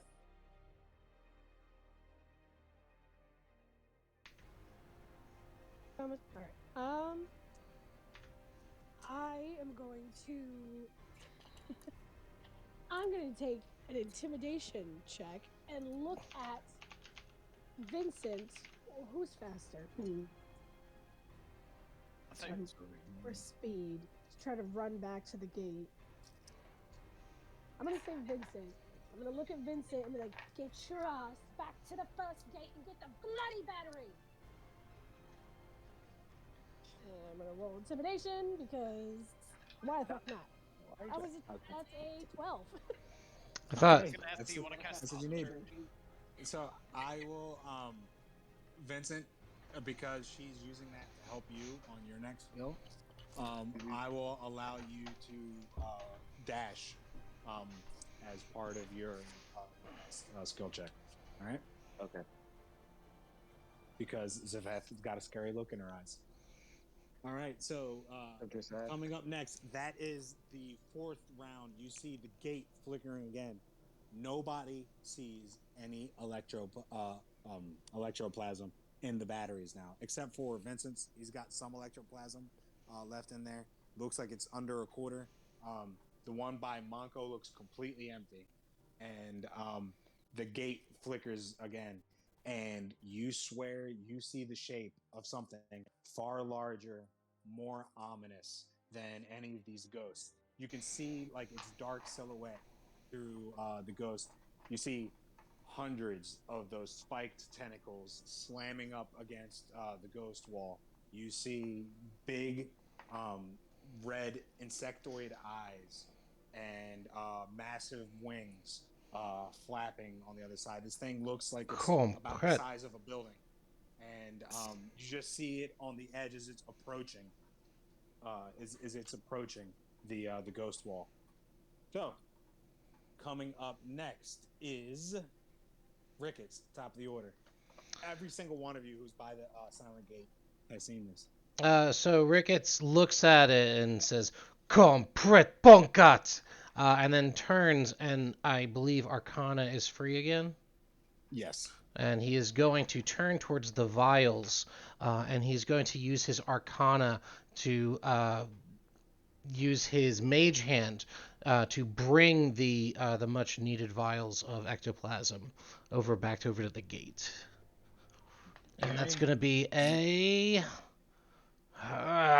14. You're talking about taking vials from the sewage in here. No, I thought we were filling vials up in the blackness that you have to the north up here. Thought we were coming back and grabbing stuff from back in here. No. So that's not. There was just one large battery that's filled with ectoplasm, right here. Oh, in I this thought spot. we were. I thought we were Right. like we were filling And them then- or something. Well, Okay. you'll be filling the empty ones that are being used right around here. All right. Well, then he's going to grab. He's going to use Mage Hand to grab an empty one, fill it, and hurl it towards the gate. And that's gonna be a 14. Okay. So this is success on the Arcana, but right now the current conundrum is there's one that Monko had picked up right here. He brought a filled battery with electroplasm right to this empty one. This one has some fluid in it left, and Vincent is well, really, there's another one that's all the way in the beginning of the tunnels. All right, so let me see. It's in the upper right corner, right over. You see where I'm pinging? Okay. All right. Yep. Right. So that's I where remember. the first gate was at that the party had encountered. Right. Alright. So in that that case, would I be guess where- he'll use his acrobatics to run towards that back corner. Okay. Vincent's gonna get a leg up on it soon. So 14. So what? A 14 succeeds. What's your full movement? Full movement is. Where's that? 30 feet. Okay. So what's 30 from where you're at right now? Do you have your measuring tool out by chance? Yeah. 1 second. Okay. Well, that doesn't seem worth it. I'm not going to waste that. Yeah, don't do that. Okay. All right. I'm going to use the same 14 that I rolled before. Can I use Arcana to transfer? You just use Uh, Arcana. I'm saying No, for he's this good. is we're still in the same. I haven't acted yet because we're Yeah. still trying to get through me acting, Jr. So I'm going to use the Arcana to then, instead of all that, transfer magically some of the ectoplasm from the partially full container to the empty one to at least delay the thing dropping. Okay. All right. That's good thinking. All right. Go ahead. It was the 14. It's the same Yep, roll I had before. So 14, yeah, you're able to do that, right? From transporting containers that you have around, it just goes in, scoops it out of the one battery, and then your mage hand brings it over and drops enough, and that will save you guys one additional round, right? But I'm gonna let you guys know that after that round, succeed or fail, something's gonna happen. All right, so you're able to buy the party a little bit more time. All right? And then coming up next is Lee. Lee will use his last final spell slot to cast Longstrider on Vincent in preparation okay. for his rush back to the distant battery. And that increases his movement and his dash by 10 feet. There we go. You hear that, Dante? A fine mist of blood from these various wounds evaporates and sort of coalesces around Vincent and imbues him with supernatural vigor. Right. And that's Lee's turn. That's a good chance of return. I'm pretty sure I've given you inspiration. In case I haven't, take one. Okay. Right. I think I used it last time, so.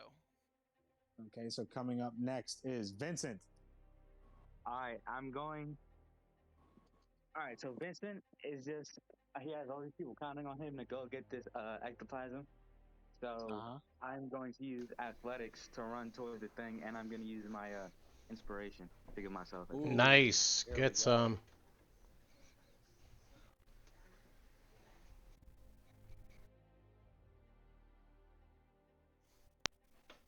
$17. Oh, all right. So with a 17, right? So you got long strider, and you're gonna dash, right? Yeah. Okay, so you got 80 feet of movement, right? So,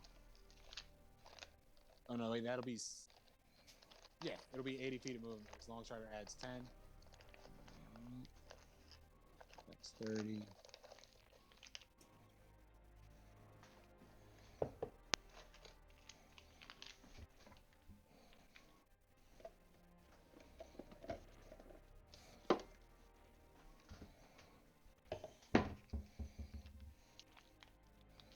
Oh man, you're like right there.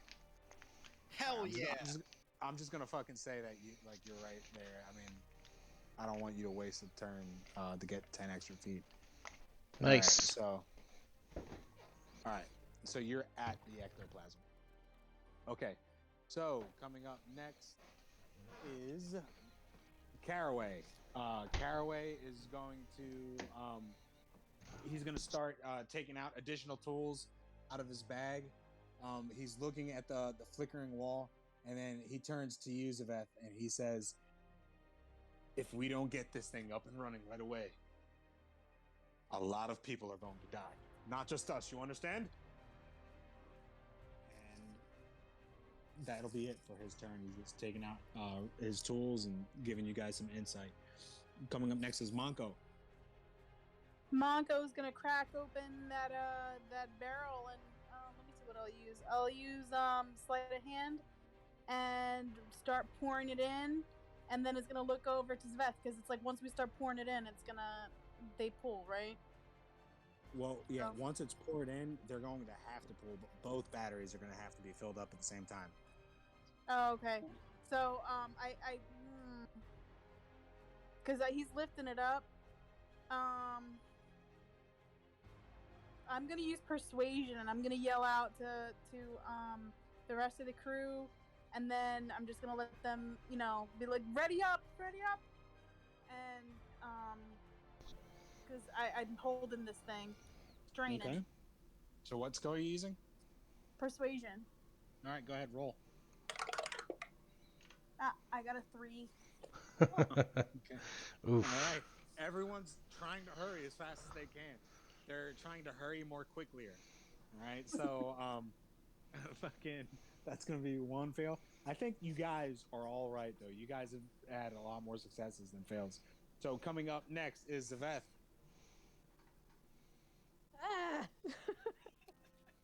It's all riding on you. No pressure, but it's all on you and Vincent right now. So I can't do anything until the other battery's full, right? Well, you can't pull the lever until the battery's full. Okay. But you could ready. This is very true. I'm going to use sleight of hand to... Has anybody used sleight of hand this round? You're going to steal Caraway's wallet. No, I'm going to set up something that will enable me to pull this lever. Nice. When the batteries are ready. Because I got no strength, so we're going to sleight of hand and use some tools to make this fucking work. All right, shit. Got inner strength from life on the streets. What were you doing with your tools? I was finagling a little, something to help me pull, a little lever pulley system or something. Because I've got. Didn't you take a block and tackle? Yeah, I have a block and tackle. That's what I was thinking. So that I can, it helps me hoist or pull things up to 4 times what I can normally lift. Perfect. So I rolled a 9 plus 5, so that is a 14. Oh, what a success, man. You got this thing set up, right, to just fucking use. You're going to be able to do this, no fucking problem. I'm pretty sure everyone else can just go home now. Nobody has to worry about it. That makes me Alright, think so- I failed. Okay, Oh, bye. no, you did good. Yeah, you did a good Ricketts job. turns Ricketts around, to a potted plant. and just starts Yo, walking and away. when he's a potted plant, he's invulnerable, right? Hell Holy yeah. He can't be shit. damaged. I while want he's a that potted plant. ability. That's not a dope It's completely random. It's completely random. So coming up next is top of the order, Ricketts. Right, you guys are down to it. You see that ectoplasm is like there's really nothing there. You don't see anything in the battery cell. You know that this thing is going to have to get filled up, or it's going to have to get replaced with the other battery. What do you do in these last minutes? How far away These is the last seconds? other battery at this point? Well, Vincent's got it. Yeah, Vincent has it, but he's at that battery. Is Vincent's back? Hold on, let me get my ping out. You could get ready to Vincent's back have here. him hand the battery off to you. Let's see. That's smart. Yeah, you guys could create like a little conveyor belt of people. Like you can meet them at the entrance of the room, and then because you're at the top of the order. Yeah. Let's see. So I can't use Arcana, of course. I can't use Persuasion. Has Insight worked? Have we done? Yeah. Okay. That's So 2 rounds, yeah. in that case, then Ricketts is going to insightfully look around and see if he is able to to rig up something that will assist in getting the once Vincent brings the canister back, if he can somehow construct or like figure out a way to just get it to the source quicker. Okay, and you're Maybe- using maybe- insight for that? Yeah, like maybe grease up a trap or move some stones so you can just roll it. And that's going to be a 10 on the die, yeah, plus 4, 14. Okay. Can't So I that's can't break a success. 15 today. That's a success. You know that you can set up like almost like a conveyor belt if you got someone over here. Hold on, let me ping. Right over here, you guys could set up like a human conveyor belt. Or So- you guys could block up with the like put the rowboat where it leaves, kind of standing. Right now, you would be able to put the boat there, and that would give a quick running platform. Yeah, so he How do moves you wanna do it? moves the boats then. He moves the boat. Okay. So move here. All right. Boat gets dropped.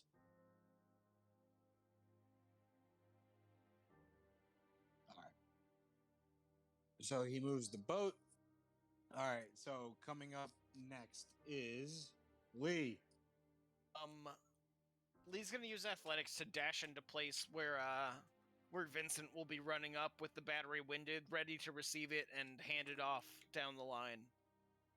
Okay. 12? Or sorry, not even. No, that's a 9. Fuck. Wait, I'm gonna use my Yeah. inspiration. I wanted to use my inspiration. Okay. Go ahead.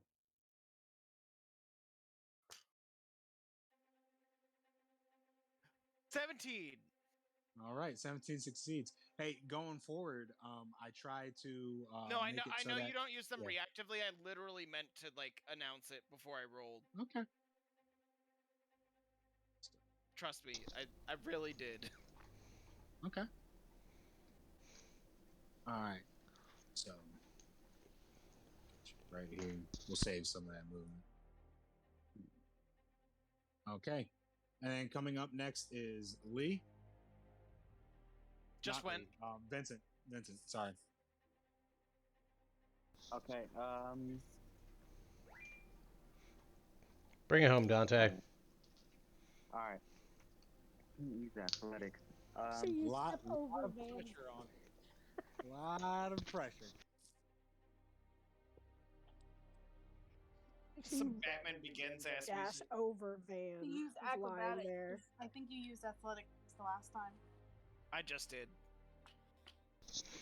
Now, in the yeah, skill so challenge, wouldn't he be able to get his full movement? Well, his 30-foot movement plus Yeah, he'll have plus that. the Plus action. He's got long striding Mhm. right now. Nice. So his speed's increased.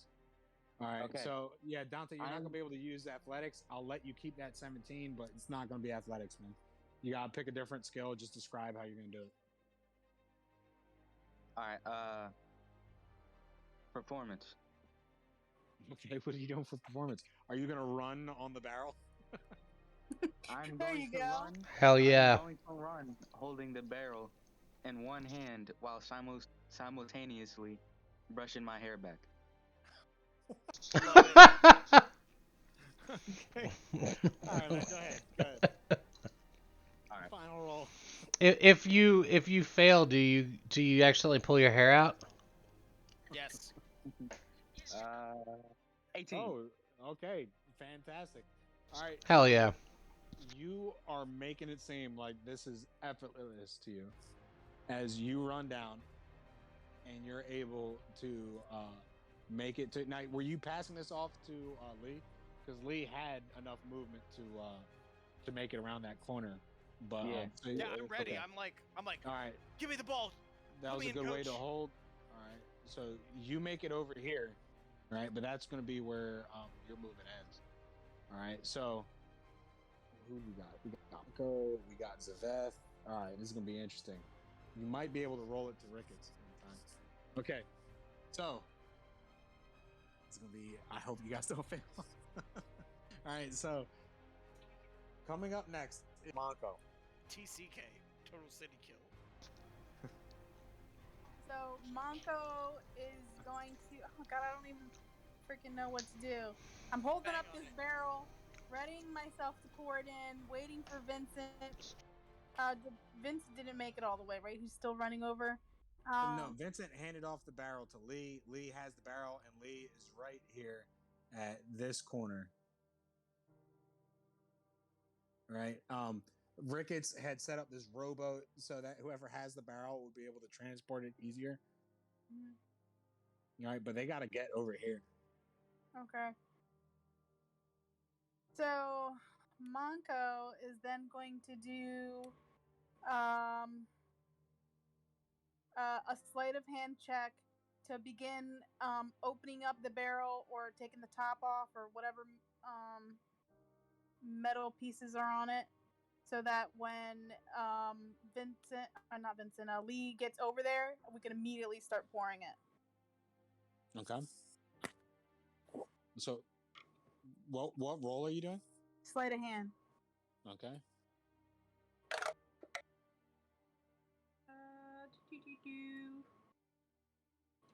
Sleight of hand is that's a 13. Okay, that succeeds. Go ahead and narrate. So Monko was lifting up the barrel. He's like, you know, messing with the metal pieces at the top of the barrel and starts ripping it open and, seeing the ectoplasm in the barrel underneath and begins to prepare it to be poured. All right. And then coming up next is Zaveth.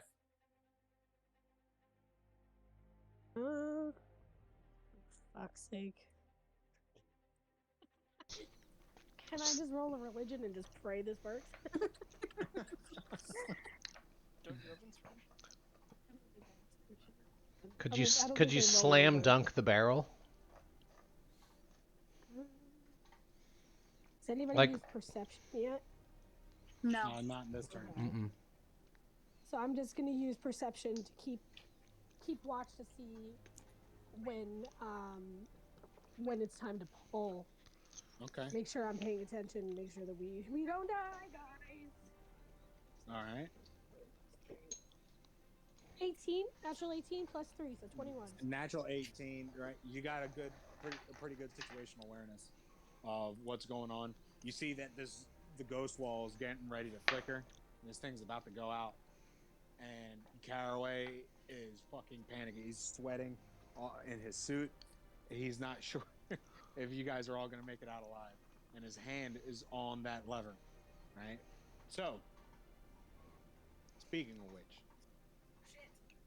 the ghost wall goes out. Ah!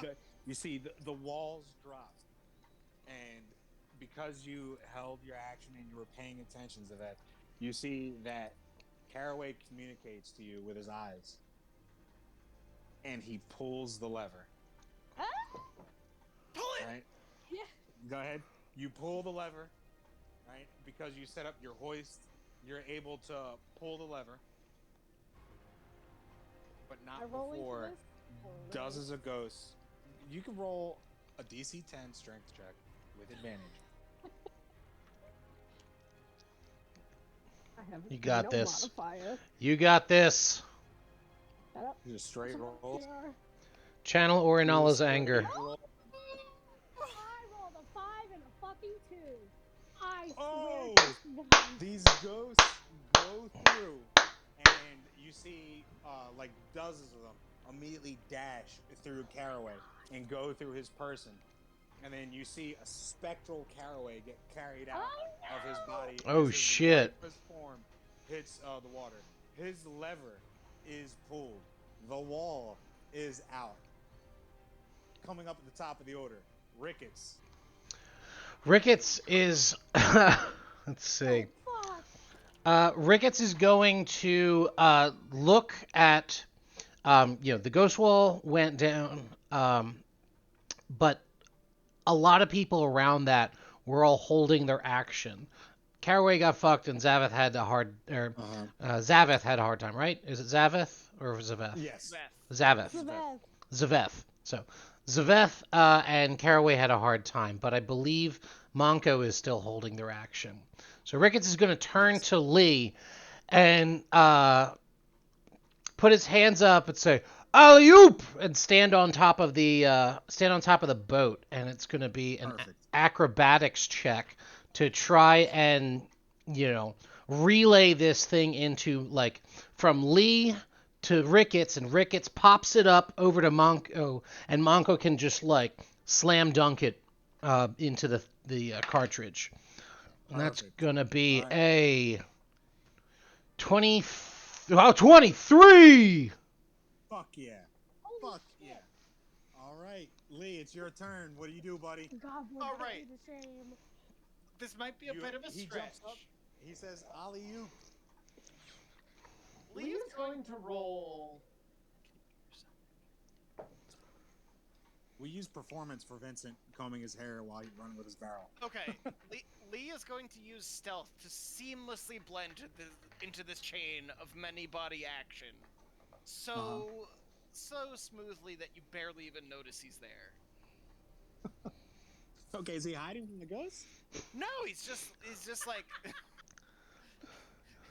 Oh, you mean that he's Ricketts? integrating so well? He's Yeah. integrating so well. Okay, we're not using stuff for that. Okay, it was worth a shot. Oh, dude, what a great recommendation. It was almost like the time where someone recommended history check to see if they could copy the movements of somebody else. And That is identical. We're right, gonna go with so go sleight ahead. of hand then. Okay, perfect. That's a natural 20.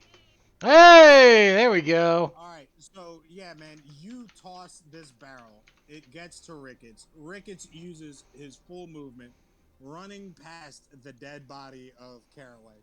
Oh. Right? And Ricketts, you get in. Monko, Ricketts, both of you, roll me DC 10 strength checks. DC 10. Yes. It's gonna be a 5. Wait. I have inspiration. Go ahead, use it. I'm gonna use a different goddamn D20 for this. 19 plus athletics There we go. plus 0. What are you at? Wait, hold on. You got a 19. You said DC 10. It's DC 10. I failed it the first time I used my inspiration, succeeded the second time. Yeah. Well, my DC 10 is 8. Oh, Shannon, you're not listening to what I'm saying. No.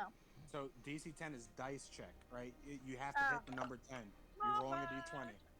All right. I got a 16.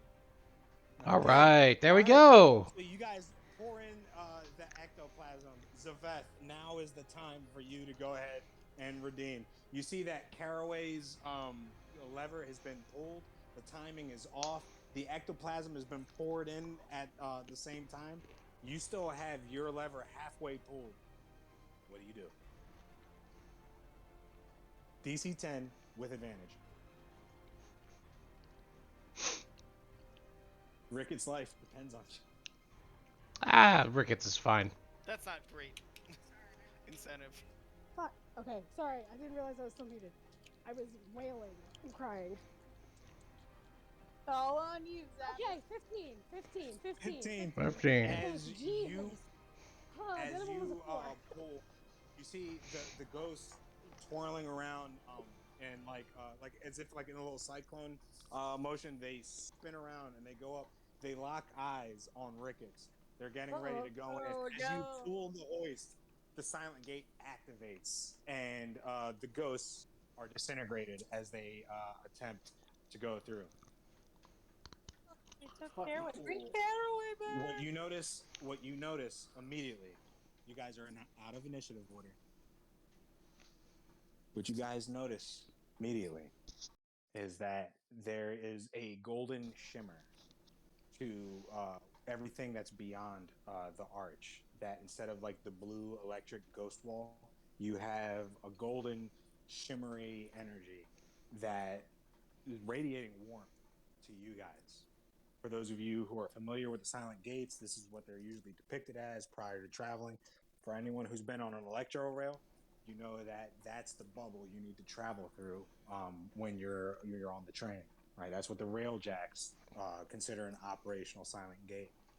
Did Caraway get back to his body? Nope. Caraway is a lifeless corpse. I'm dead. Yeah, he's currently floating in the water. Oh, no. Oh, that reminds me. How's Van doing? Ricketts would like to Bubbling use. over there. He'd like to use Arcana to see if there's anything he can do to like maybe reach out and grab Caraway. Okay. Go ahead. 18 on the die plus Arcana 21 or 20. Excuse, non-natural 20. You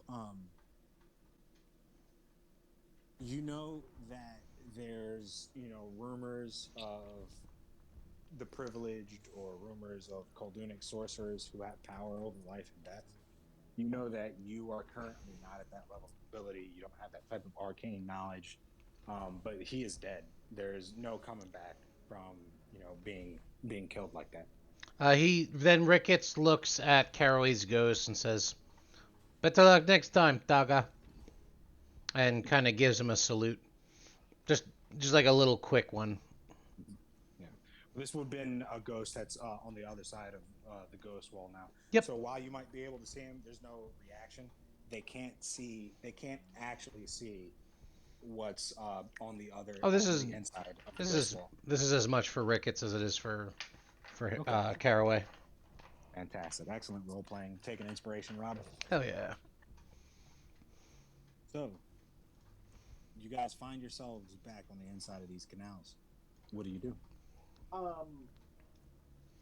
He's gonna loot Caraway's body. Okay.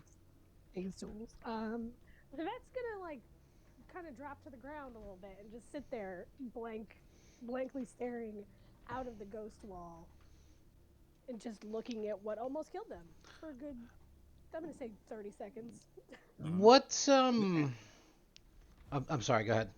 I cut you off. I was gonna say with the ghost wall back up, you guys see that there currently is no like legion ghosts. Like they're quickly losing their interest and beginning to just float over the sea and into the sky. That large shape, like massive creature that you saw beyond them, there's no sign of that. There's just the water. There's just the ocean beyond. Ricketts would like to go over to the tentacle and see if he can extract any blood from it. Okay. So go ahead and make a survival check, Ricketts, for that. And Okay. also go ahead and roll an investigation, Lee. for how thorough you're searching. 14 on the die, 16 survival.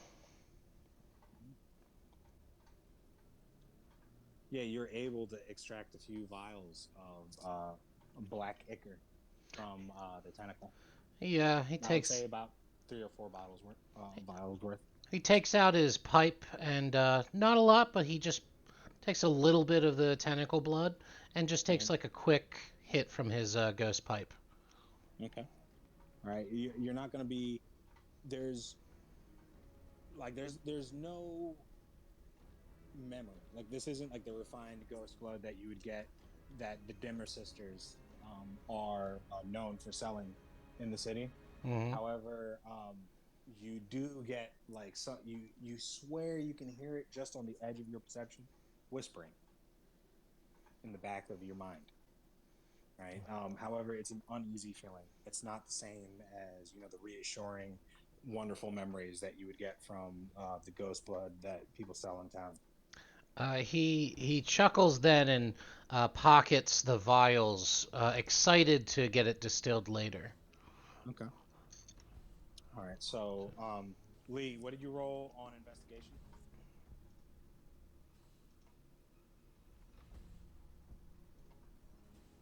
Lee? Sorry, I was muted. Okay. 20 on the die plus 1 int. All right. So, you receive, he's got some special picks and tools, like small wrenches in his pockets.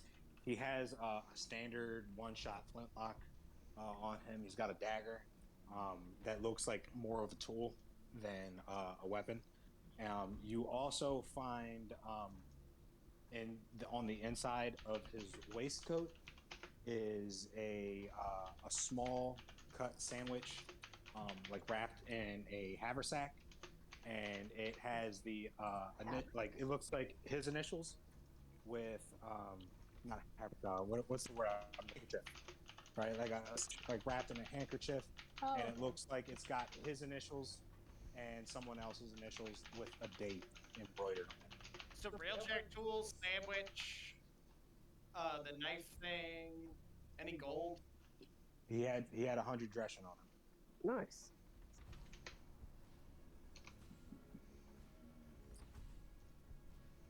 Okay. After Zaveth has had her moment to ponder her mortality, I'm going to start heading back to Van to make sure he's not dead. All right, and as you make it to Van, he seems to be breathing just fine. I will say that the Blackstreet barber that was there is currently gone. Oh, fuck. Wasn't he tied up? Yep. Who tied this? If I ever see him again, I'm fucking kill him. Yeah. Nope. Compret Goblock. He's dead. So, Van is pale. He looks like he's lost a lot of blood. However, it looks like the worst of the damage is done. It looks like he's going to pull through the injury. If I were to use the healer's kit, would that get him on his feet? It's already stable. No, because Hunter's not here. But you can go ahead and use that for flavor if you'd like. All right. I'll sit him upright and make sure he's not drowning in 2 inches of water. Yep. If you do not want to leave him here, I can always eat him. So that pulls her gun on Brickets. Can Lee search the other corpses? Not 3 minutes ago. Hey. Where the fuck did you come from? Taga. It's all Lunga here. It's all Lunga. It's okay. Can Lee / we search the other corpses? What other corpses? Sure, go ahead and roll investigation. The thugs and Whiskey Jack. All right. You want another one? Yeah. Yep. That won't be another natural 20, but it will be a 13. All right. So with a 13, you find about 15 Dreschen alongside the thugs. You see a few of them got daggers some waterlogged and damaged flintlock pistols, single shot, and then you have Whiskey Jack, who is carrying a revolver that looks similar of make to what Van usually carries, and it looks like it's the Army issue. And then, by the way, those sell very well on the black market. Mm-hmm. And then you also see the tuning fork that he has. Like A tuning I'm fork. gonna leave the damaged pistols, but I will take the daggers. Okay. Ricketts would like There to. was one each or two each. One each guy had a dagger. Ricketts would like to do what? He would like to cast, like, do an Arcana check to. A tuning fork seems like a very strange object to have here, of all places, on this person. That's going to Wasn't it be. electrified like a prod, cattle Yes. prod? Cattle prod? Okay. Oh, that thing. Okay, never mind. I thought you was like a musical tuning fork. Yeah. Well, I Container described ship it like a tuning tuning fork, but with like wiring. That's So- exactly how I described it. It was like it looked like a tuning fork with some intricate wiring and design Okay. going alongside of it. Well, I And rolled a it- you- 15 if I found anything Okay. new. You don't notice anything. There's nothing magical about that. All good. It does look like an interesting item, but there's nothing magical about it. Right. So, Tagas, where are we going now? Now that we took care of the silent gate.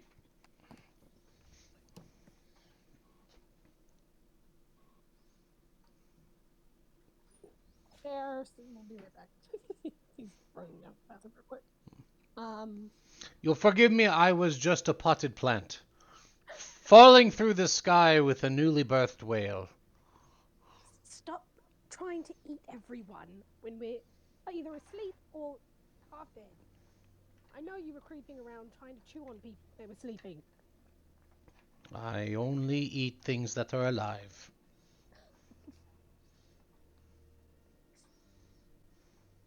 Is there any other? Oh wait.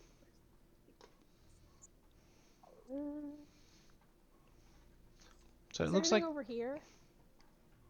No. So that was initially. It looks like that's the space where initially the rowboat was stored. But there's no. Doesn't really look like there's any other items of value. It's the silent gate itself. Um, it looks like most of the things of value have been taken already.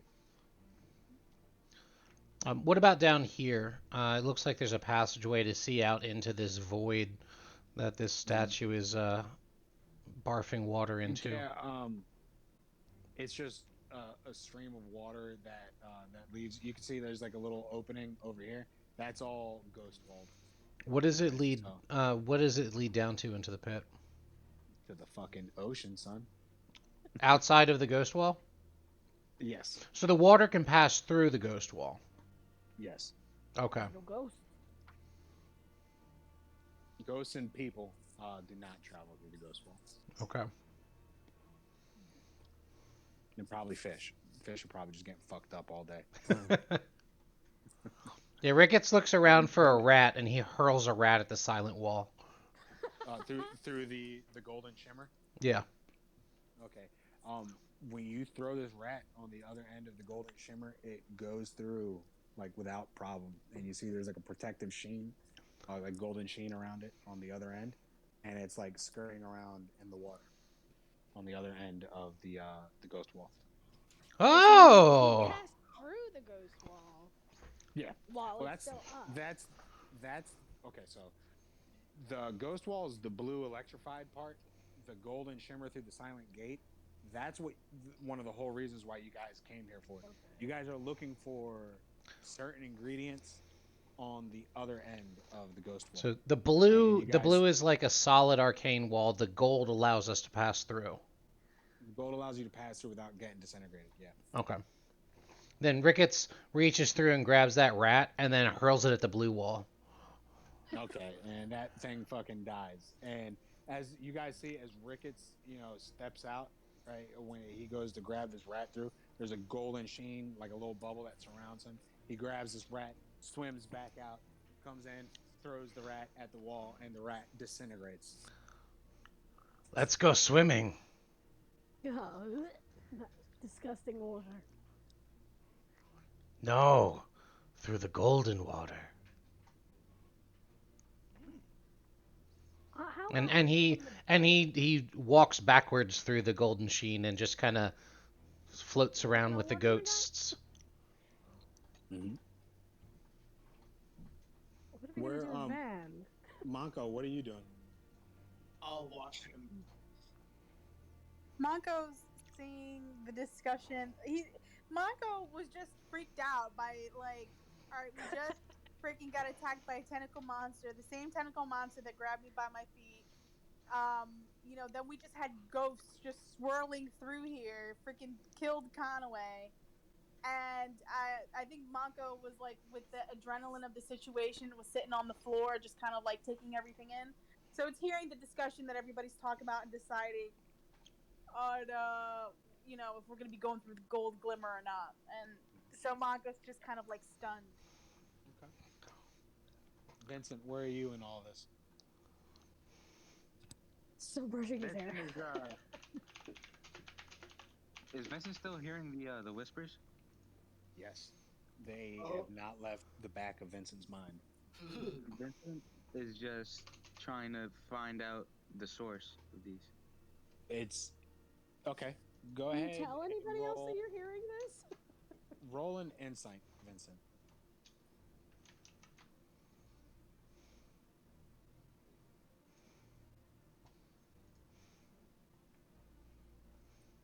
I got a 5.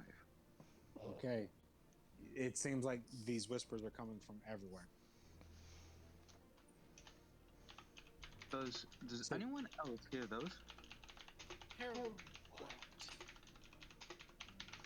I hear nothing but whispers.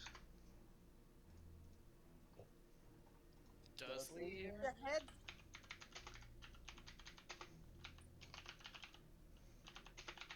What was that, Lee? It's because I it's coming asked from both you and Buddy if Tierra. I heard any. Oh shit! Sorry. Oh no, you don't hear any whispers. Yeah, no, man. Not a drop. Where are they coming from? Coming from all over. It's driving me. I think they might be coming from an inside you, mate. Don't you see?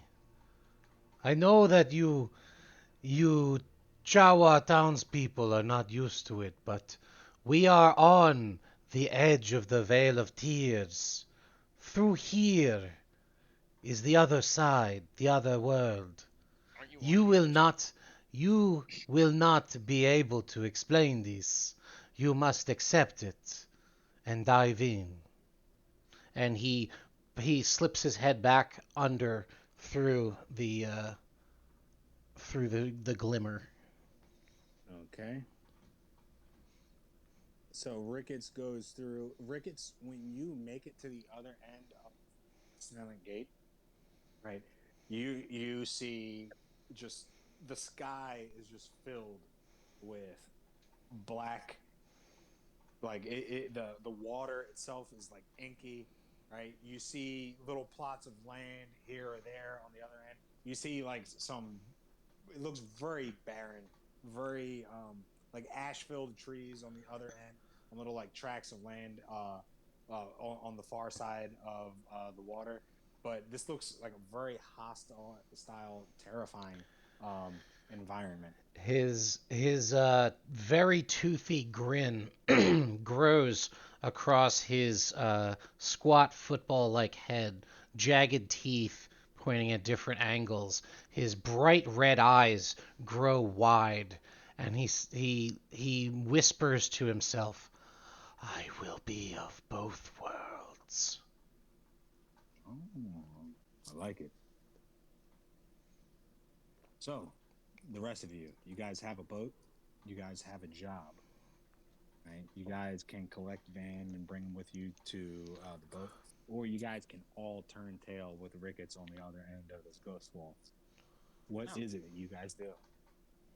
We got a job to finish. Let's see it through. Yeah, Monko's gonna follow him in. Okay. Is anyone taking the rowboat? Or you guys just all Yeah, gonna why are swim? y'all just swimming? We gotta Yeah. take. We're how are all we gonna taking the rowboat. transport anything?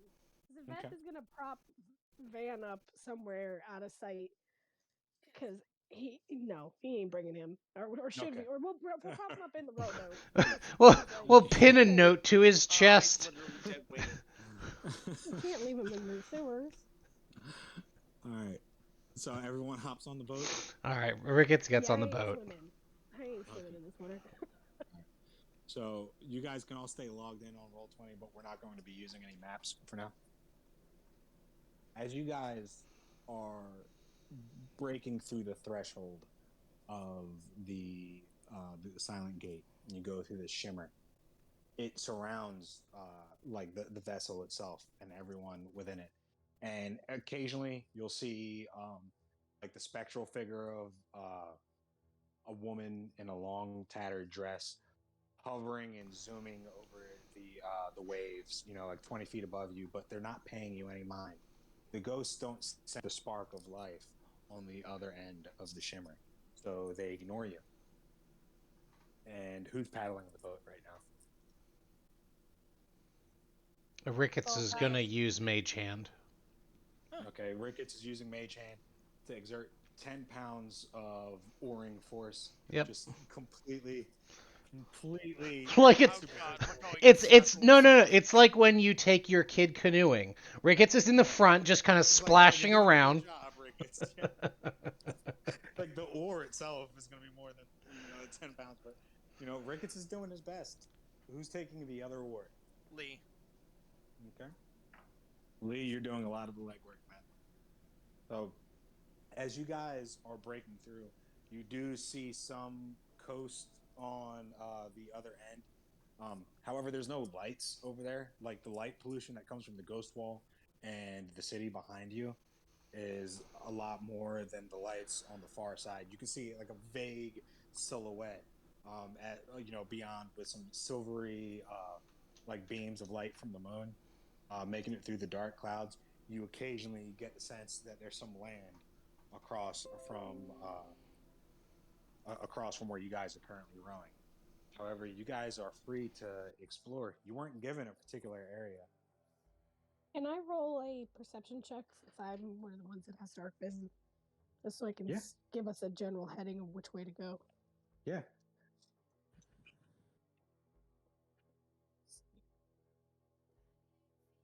15 plus 3, 18. Oh, okay. So with an 18, you make out one particular area of trees and woodline, and almost through the tree line, you can see that there's like a violet light, like a violet and cyan light that you can make out through this tree line.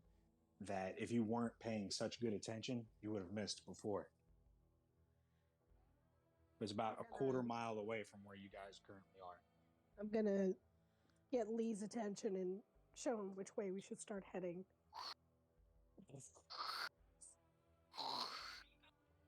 Yep, you guys are just crashing against the black waves, right? So, as you guys are approaching, what's going on through everyone's mind right now? Just a little bit of pee running down everyone's leg. Just a little bit of fear pee. I feel. What's the word? Baptized.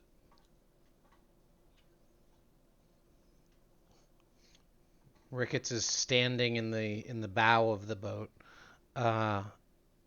eyes wide, thinking that he's maintaining his composure and not making a weirdo of himself, but he's like kind of cackling. He's never been on the other side of a silent gate. He's never. His people have always kind of been spiritual people, and this is just something that he never expected that he'd see.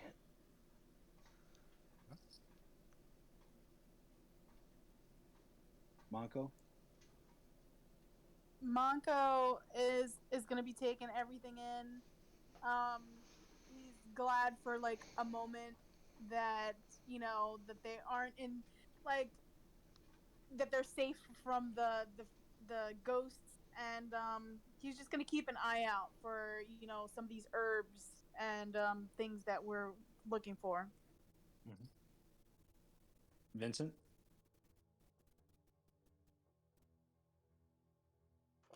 Hudson is going to look into the water. Vincent, as you look into your reflection, or as you try to find your reflection in the inky black water, you're only greeted by what looks to be very large red insectoid eyes, many times the size of your boat, staring right back at you. And you can tell that this is many leagues and depths of water below you. It's very, very far.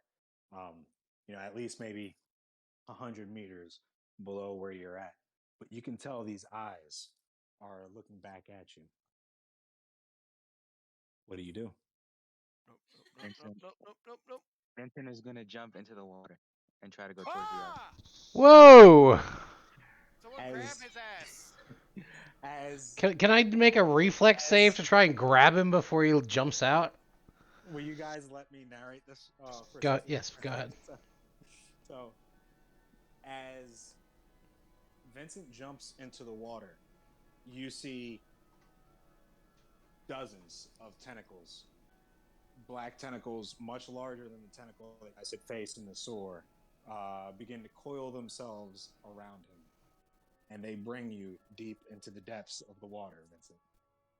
You're dragged further and further and further down until you're face to face with this creature. You try to breathe, you forget for a moment that you're underwater, and you begin choking. And as you choke, you hear this voice go deeper and deeper into your mind. And then your mind shakes and reverberates from the power of this ancient being. And you hear a voice in your head. Dare you be the armature? What does Vincent think or try to say back? He said, he tries to say, I will. But I do. And you feel that this being is testing you, right? That it's asking you questions and it's probing your mind. It's looking for weakness. It wants something from you. It wants to feel that light.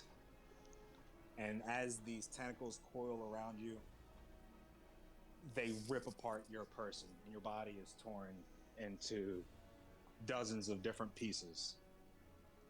When you open your eyes again, you're floating back to the surface and you crash through the water and take a big gasp of air.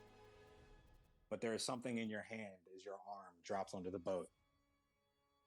And as you're easing yourself up, you have a platinum hilted rapier, a Oh. black star-like blade.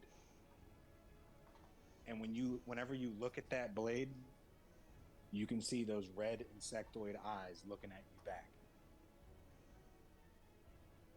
For everyone else, he crashes into this water, and you see these tentacles coiling and wrapping around him, pulling him in. But you don't see anything else about what happened. Vincent crashes into the water for a moment, and about 12 heartbeats later, he's crashing out of the water. What do you do? Start pulling him back into the boat, trying to grab onto him. Go ahead, please do. Gonna do an Arcana check to see if I can use some type of magic to try and dampen some of whatever craziness just happened. That's gonna be 12 on the die, 15. Okay, so with a 15, there's a few things going on. One, there shouldn't have been anything reaching out through this field, right? That's been surrounding you guys, this bubble. However, you sense that there's primordial and dark magics surrounding themselves through Vincent. And when you look at Vincent, it's like almost like it's like a font of that dark, arcane, eldritch power coursing through him, and the blade that he pulled out of the water. He steps back, looking at Vincent, and says, "What have you done, boy?" Lee pats him on the back. That was badass.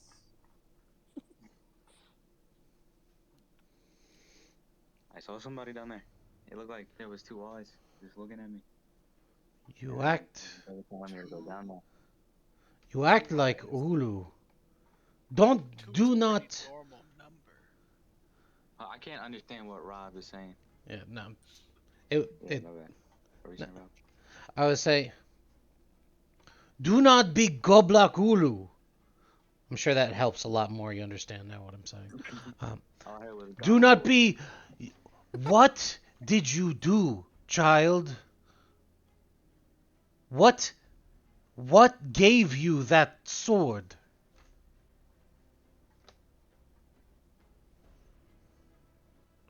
I don't know how I got the sword. I woke up with it when I got back over here. I went down there and then there was just two boys and he kept asking me questions. And then at one point I died and then it felt like I came back to life. Ricketts kind of nervously fidgets with his ghost pipe, and just kind of nods a couple of times and walks over, pats Vincent on the shoulder, and says, "Be careful not to make pacts with things you don't know." And he kind of goes and sits back at the bow of the boat, facing into the weather. Okay. And as you're making your way up to the bow of the boat, you begin to see some of that pale light as well that Zaveth called out. You know, the pale amber and violet lights, the cyan lights. And you see that what looks to be like little embers of the same color, you know, floating here or there, golden light from little bugs, you know, floating around. Before little small specters come and take those bugs out of their existence. As the boat crashes up against the shore, you guys have set foot, or you guys have reached some of the land that that people used to talk about in stories that, you know, 1,000 years ago, this land used to be populated. You might be the first living people to set foot on this place in a very long time.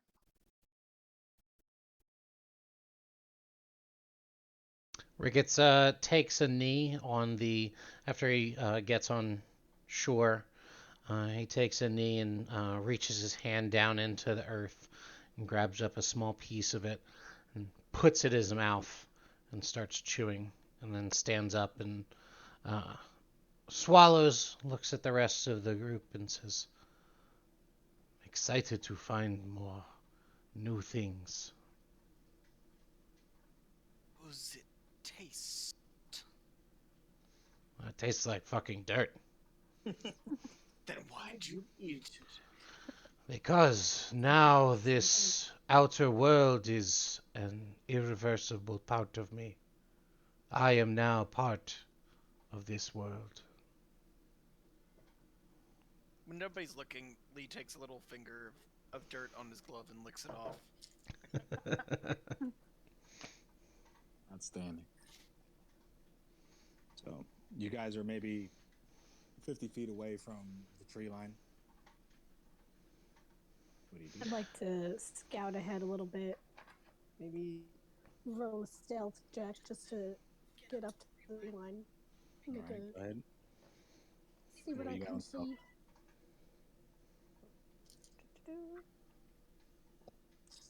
Rolled a 7, but I have +7, so 14. Okay. Nice. So with a 14, you're sneaking past some of the spectral field that was surrounded the ship is still on you. as you're sneaking your way towards the tree line, and you begin to hear the sounds of life on the other end. It sounds like bugs. It sounds like you hear some type of ambience that you've never really heard before. You know what these things sound like individually, but to hear them all in unison, where it sounds like a like a whole ecosystem, you know, a whole habitat of creatures all communicating and living their lives independently, and that light begins to shine through the tree line even more. What do you do? I'm gonna hold until I'm just gonna keep watching. So guess I'll roll a perception check just to Mhm. just to keep an eye out. That one ran away from me. 14, so 17. Okay. So with a 17, yeah, it sounds like there's, you know, you're listening to all these sounds, you're looking out, and it looks like there's lights coming from within the trees. Um, and it looks like it takes over a pretty decent area. You also notice a very peculiar marking engraved into one of these trees on the outside of the tree line. Is it in any language that I recognize? This is definitely not in a language you recognize, but you might have heard about. Sorry, I'm gonna look back and I guess we'll call everyone forward, but like make it really obvious. And I'm like, shh, shh, quietly. Ricketts goes and joins Zaveth. Same. Okay. All right. Do I read this language? You don't. No one in this party reads this language. However, you guys are more than welcome to make a history. I would like to make a or history check. Okay. Go ahead. That's gonna be. Let's see. History is 13 on the die. 15. Okay. So you know that long before civilization had crumbled and then ended up being reestablished with the empire, there used to be orders of this is of particular interest to you because goblin shamans um, would have done something, you know, like this. Well, there used to be orders of people known as druids who cultivated lands and had a secret language where they were able to mark sanctuaries, which they would call their druidic grove, little pockets of creation and perfect ecosystems created, and they would mark these with special symbols and had their own druidic language. It's a shame we're not playing the road because we got 2 druids in that party. Oh, fun. Lots of wild shapes. So, as you guys break through the tree line, the view that you are greeted with is a pale violet light. You have spores filling the area with bioluminescent lights. You see, I posted up a picture in general, right? You would see these beautiful glowing violet flowers. You would see small creatures like frogs. You see some reptiles and even fish, you know, trickling in around the water. You see mushrooms, flymantia. You see toadstools. You see all kinds of herbs and, you know, peculiar looking plants, the likes of which you have never seen in the city of Duskville. What do you guys do? What's the list say? So, who's holding the list? Who's referencing it? I think I had it actually. Okay. So, if you were to look at the list and look at the descriptions and illustrations that were provided, already there's like 5 things that you can pick off of the list that are in abundance in this druidic grove, right? You're able to make out that you have quite a few of the things on your list in here. And if you guys dedicated some time, you'd probably be able to find everything you would need. Let's do it. So Ricketts he passes that information along But he also, as succeeding the history check, he says, "This land is watched over by Lunga Guardians. They are Ush type people. We need to be careful because if we take from them, then we will be their Khut." Are they even still around? There. But the barbers are, and one of them got away. So we need to make this quick. Yes, it is still a heist. So I guess he passes out the information as to what we need to gather. Okay. All right. So, how much time are you guys planning on dedicating to gathering these ingredients? How much time have we got? I mean, I think that Ricketts would want to stay until the job's done. Okay. All right. So, if you guys are willing to give about an hour of your time, right, you guys would be able to gather all the bushels. Right, you guys would have, like burlap bags to fill up with, all the ingredients that you would need. I think Are you I'm gonna guys take going? up a I'm sorry, go ahead. Go ahead. I want to hear what you're gonna say. I said I think I was gonna take up a spot on the near where we came in on the beach to just to keep an eye to make sure that we're not being followed. Okay. Because if we got the gate back up and those barbers come back, they could get through. All right. Go Technically. ahead and roll. Go ahead and roll your perception.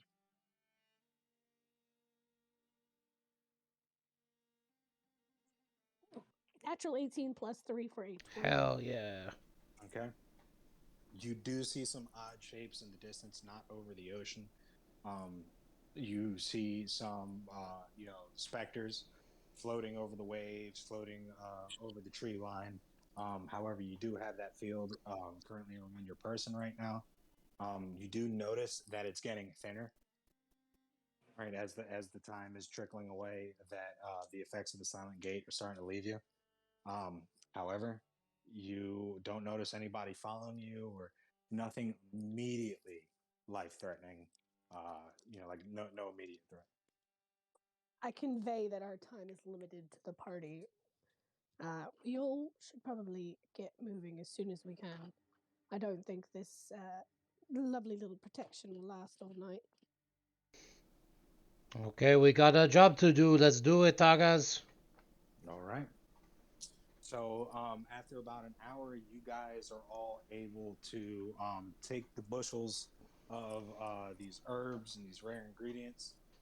You load them onto your ship or onto your rowboat, I should say, and then you guys begin sailing back out into the inky void. Back Technically, towards the town barber's gate. rowboat.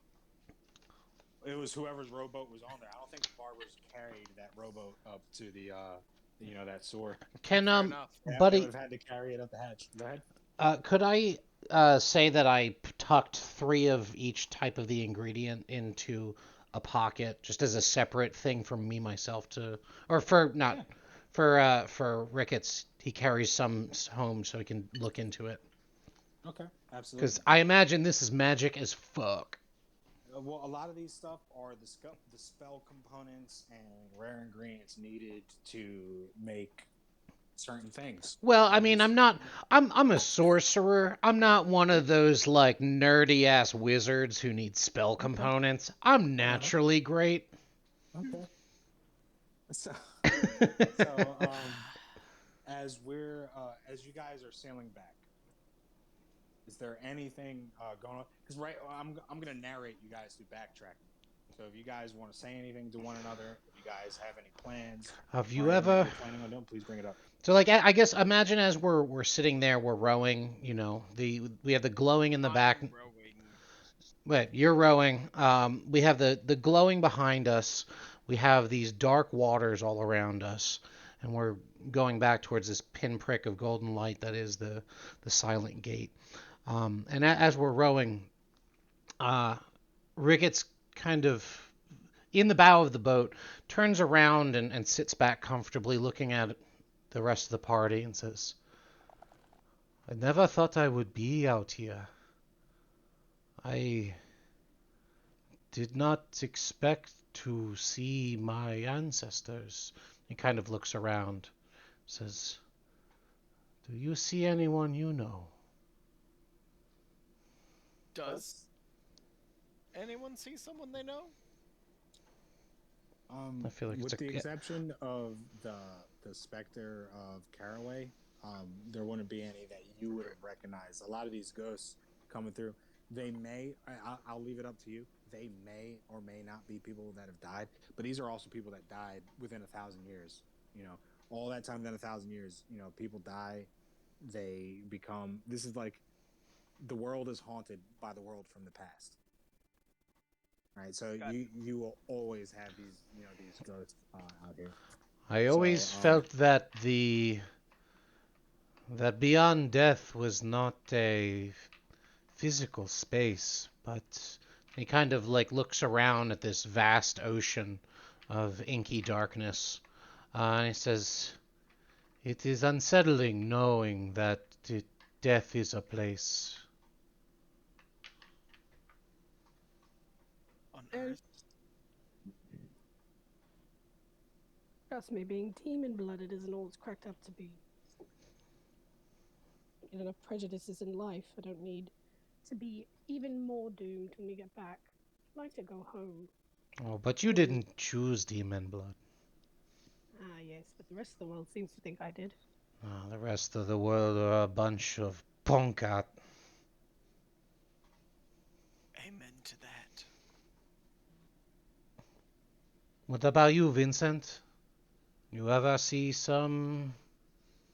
this type of visor? No, I've never seen anything like this.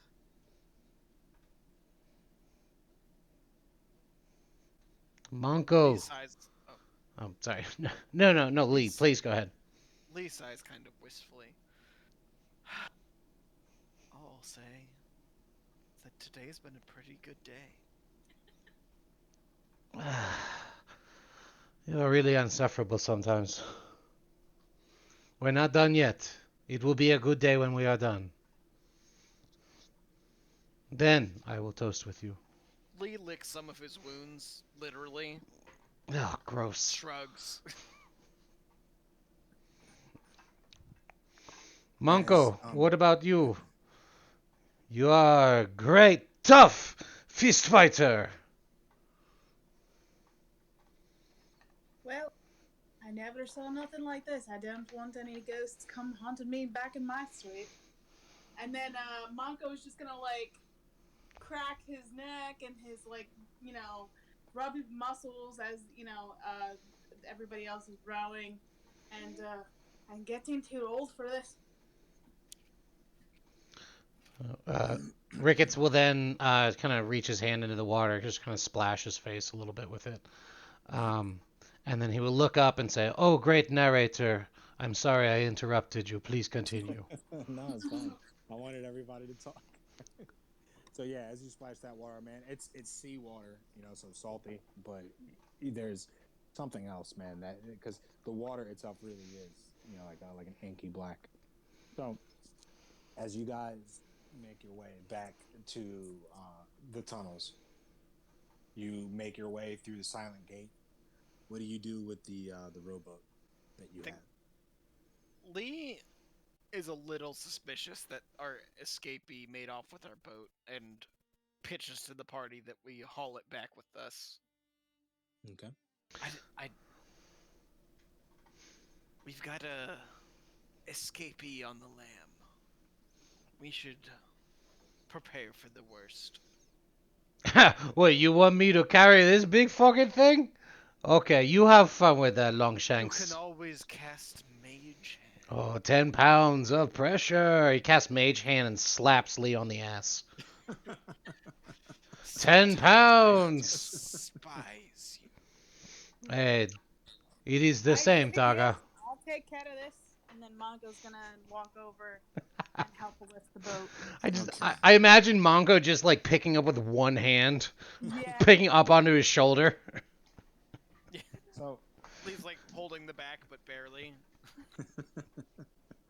As you guys carry the rowboat, you look down and you do see that the boat is gone. Right. So with some finagling, You guys are able to lower it. You get the boat down into the under canals, and you eventually make your way through a couple more hours of trying to figure out where the hell you were at and how to get back. You make sure that you guys all remember the way to get back here. I used the thieves' cant on the walls That's right. to mark our way back, so we should be able to find our way back. Yeah, well, you eventually. guys, yeah. As long as you guys make it back to where you use the thieves' cant on the walls. However, you guys did go down a channel lock, so Oh At fuck yeah! there's like at a whole different. So when you guys get down, what you'll notice is Are you gonna start that marking again while we're doing this? No, we're just following the signs back. yeah. So when you guys make your way down into and you lower the ship down into the channel lock, you see that there's some valves over there where you can change the elevation of the water. So turning that allows you guys to get back to where you're at. Using the thieves' cant that Zaveth had put allows you guys to easily track your way back to just behind the frozen dahlia, right? And then you guys make it to your particular corner of the under canals where you guys actually get your boat back onto the like a dry docked position of the sword. At Right? that point, Rickett says, "Oh shit, I forgot," and casts mage armor. What? Better late than never. Go ahead and roll a d20. All right. That's 18 on the die. All right. So, you guys have the bushels, right? You guys have been given an address of where to go. Right. What do you guys do? Let's deliver these bad boys. It's not too Hold late on. at night to. Hold on. Before y'all go anywhere, I'm gonna sneak upstairs to make sure that that fucking barber didn't get to his homies and have somebody waiting to jump us when we get back. Before y'all go upstairs, because nah. He said he would put in a good word for us. Yeah, we also tried to kill him, so I'm gonna stealth up the stairs just to make sure we don't have a surprise waiting for us. Okay. 14 plus 7, 21. So, with your 21, you make it to the back of the office through the moving bookcase, and you take a peek, through the door beyond. You see a couple people eating. One of the guys seems to smell something in the air, like sewage, or sort of I like it didn't seems like. fall in the water. Thank you very much. Yeah, no one said you did, but you did come from a sewer. All right. Charlie, So Charlie, Charlie's, we got a lot of laundry. Charlie's like, tending the bar, or whatever. And then it doesn't look like there's anybody else in there. We kind of have a crappy bar because I feel like we've been in and out of the bar and nobody else has been in it. We've been having like all these meetings. There's been a couple Hey, times. I tried to staff it full of hookers and blow. Universe. Yeah, in the last session, right? Well, one, you guys do kind of have a crappy bar, right? You guys do have a pretty shitty pub, right? I tried to get us But hookers, and you guys shot that yeah, that down. well, the session that we began, session number 2, right? Everyone in your neighborhood goes there for like breakfast and dinner and stuff before they go to work. It's like before and after work, or when people are there. Right now, it's a little late in the hour. People don't go there to hang out. The pub's not that nice yet. You'll have the opportunity to improve it later. But we got good food. We got the basics down. Yeah. So right now, there's 2 people in the bar that are eating their meal, and then there's Charlie. I head back down and let them know that it's okay to come up. Okay. But I'm like, all of you that fell into that disgusting water, just go upstairs. Not go into where there are people eating. They're legitimately going to vomit the moment you get upstairs.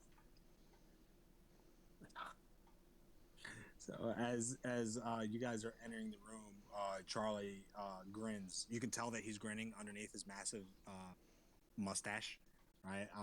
He goes, "Hello, boss. Good to see you. Are you planning on changing anytime soon, or shall I prepare for trouble?" As he's looking at all of you guys and your armor and your weapons and your tools and the fucking bushels of shit that you have, and then he's like eyeing underneath the counter, which is where he keeps a double-barreled firearm. Maybe prepare for laundry. Okay, boss. Hey, I'm sorry. I would cast Prestidigitation, but I didn't take that cantrip, so them's the breaks. And then Ricketts hands over a pile of filth-stained garments, and just nakedly walks up to his room to get his get a Yeah. new robe. Lee New The dumps better. Patrons are the visibly disturbed and pretending that they're not It's looking at okay. everything He in has order. the tiniest little ass. Okay. What up front? What are you? Zavet's just like elbows on the bar. Just what the fuck? Why? Why? Just go upstairs. Monko is gonna run up the steps and yell, "Shotgun on the tub!" and then gonna run to the bathroom to go take a bath. Oh, I imagine Monko like does a cannonball into the tub of water. Yeah. I imagine we have one bath and that it's pretty small. It's just That it's one of those stop. That barrels. It doesn't was just stop completely Monko. empty. It Monko. was completely empty of water. It's one of Charlie had emptied it out. Right? Mako Oh just man, their the ass pain. just hits this hard ass tub. it's one of those like barrels that is in The Witcher with Henry Cavill taking a bath. So after this, after you guys have some time to get changed into your regular clothes, and clean linen, you guys are sitting there. You guys are sitting on this bushel of ingredients. Do you guys decide that you're going to deliver it tonight? I mean, I would rather have it out, especially if this is covert. Yes, it's how do you say? I want to be caught with this stuff, right? Contraband. We should get rid of it. Okay.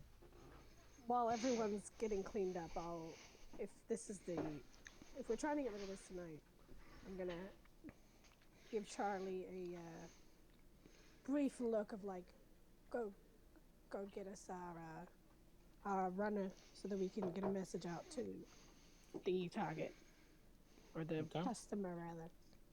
Mm-hmm. And so you guys do so, right? You guys have one of the kids who likes to hang out in front of the shop. Run, he gets a hold of Turner. Turner, in turn, gets a hold of the client, right? So you guys are given the green light. You guys get back like within 45 minutes. You guys are told to meet at that address, right? You guys know that you can go through the channelways and canals topside, and there's certain residences and buildings that have doors that just lead to right to like a waterway, right? So people, instead of having like a horse or having a door that leads to a street, they just have like a small post where they tie up a boat, right? And then you can pull right up to those houses off of a narrow boat. So after some time has passed, you guys are approaching a house. The person told you that they were going to have one lantern lit and one lantern unlit, and that would be the sign for you to find their place of residence. And you guys were given specific instructions to knock twice. So as you're pulling up, you see there's no guards on the outside. All the other lights on this place are closed. What do you do? All the lights. There's not. The lantern isn't lit. One lantern is lit. The other lantern is unlit. Ricketts would All the other lights are off. Ricketts would like to cast Disguise Self and turn himself into what appears to be Town Watch, and then just walk right up to the front door and knock twice. Okay. And as you, so all your boats are pulled up. I just want to make sure I'm getting it right. So everyone else is in the boat. Ricketts is dressed like Town's Watch, right? And he's on the boat as well, knocking on the person's door. Correct. Okay. And the door cracks open, and there is a very large orc man with a pipe in his mouth, a flat cap, and it looks like he's got a heavy wool coat, right? And he cracks it open just a smidge. He looks you over. There a problem, officer? Right, because you're dressed as a blue coat, correct? Yeah. Okay. From behind him, I'll peek around and just kind of flirtingly, we have a special delivery, and just kind of wink at him. All right. The blue coat needs to stay. Everyone else can come in. The Ricketts winks at him. Okay. And then the doors cracked open. You see that there's another large human male with sideburns coming down to his jaw. He's got a flat cap, and there's like a fireplace on the inside, some fine carpeting, and some chairs. Right? It looks like they're holding something beneath their coats. Right? And then the man says, "All right, go ahead. You can drop everything right off over here on the floor. We'll go ahead and let the doctor know." And then the human male walks further deep into the residence. What do you do? Did you say doctor? Because we do actually. We kind of brought a patient. Did we bring him? No, I mean, well, are you talking about Van? Yeah. Yeah, I mean, Plot will heal him. Don't worry about him. He was lying with an open He's wound he's in more than diseased okay. water. Hey, he's more He than just okay. needs- Plot will heal He him. just needs 8 hours. He needs 8 hours. He of just sleep, needs that's a all. long rest. Right, so- Yeah. So, Okay. Just wondering. So Ricketts kicks Van's unconscious body back into the boat, and then drops the blue coat thing and walks in and follows the human. Okay. All right. So you guys are gestured to sit down, and to drop off the bushels, and then the human he goes further into the residence. Looks like he's going to get someone. The orc removes a double-barreled firearm from inside his coat, right, and he's holding it now. Closes the door. He's waiting on the inside of the door, like he's got his back against it. He's looking at the rest of you. Doesn't look like he's using it in a threatening way. Just kind of like he's hired muscle and doing his job. Zeveth blows him a kiss and winks at him. No, okay. And he winks right back at you, but he doesn't grin or smile at all. He's eyeing Lee like particularly hard. And Vincent, what are you doing with your sword? Lee's mask winks at the guy Everyone's eyeing winking him. this fucking orc. What are you doing, Vincent? Vincent is looking like he's staring directly at the eyes. Okay. Oh, so On the you're still rapier? staring at that sword? Yeah. Okay. All right. Not So remotely you're just stuck, fascinated at it. Do you have this thing in a sheath of any sort? Because it had no sheath with it when you took it, or are you just brandishing the sword? Yeah, he's just holding it. Like, Okay. cause he didn't have a sword before that, so he doesn't really have a sheath for it. So really, he's just been holding the sword as he goes, and then he's just like looking at it.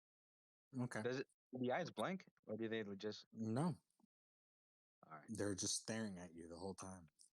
No one else sees eyes on this thing, by the way. You see the eyes whenever you look at the handle of the sword.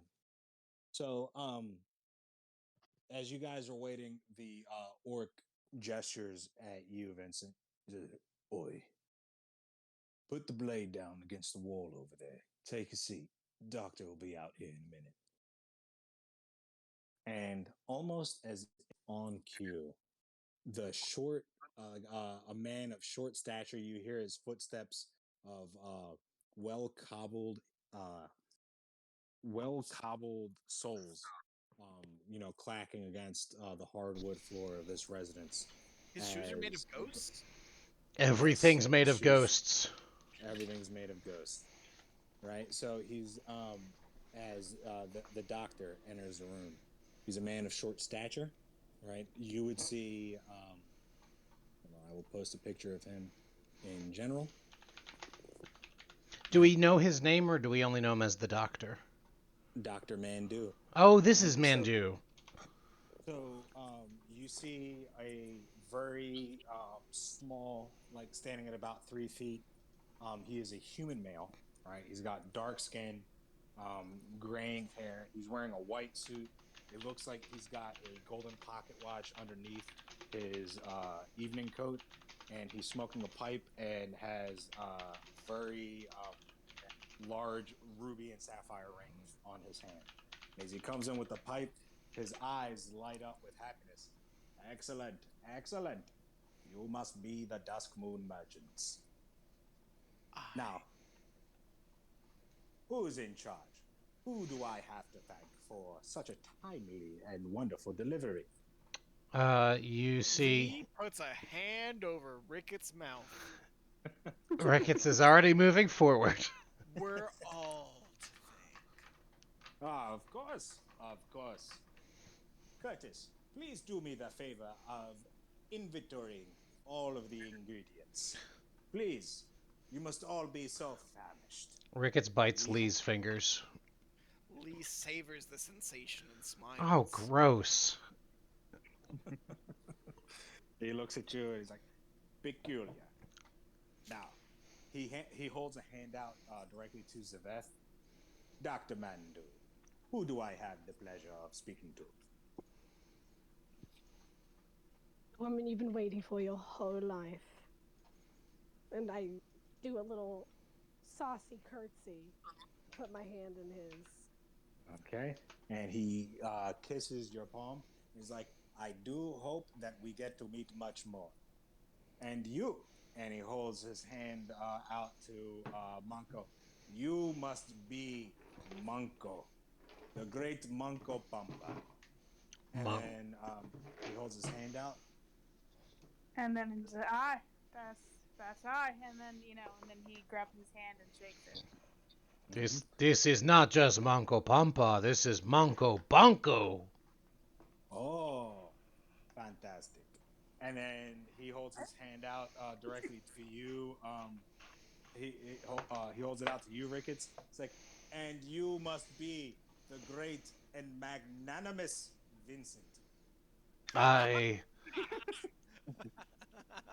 Vincent is happy to make your acquaintance, and he bows low.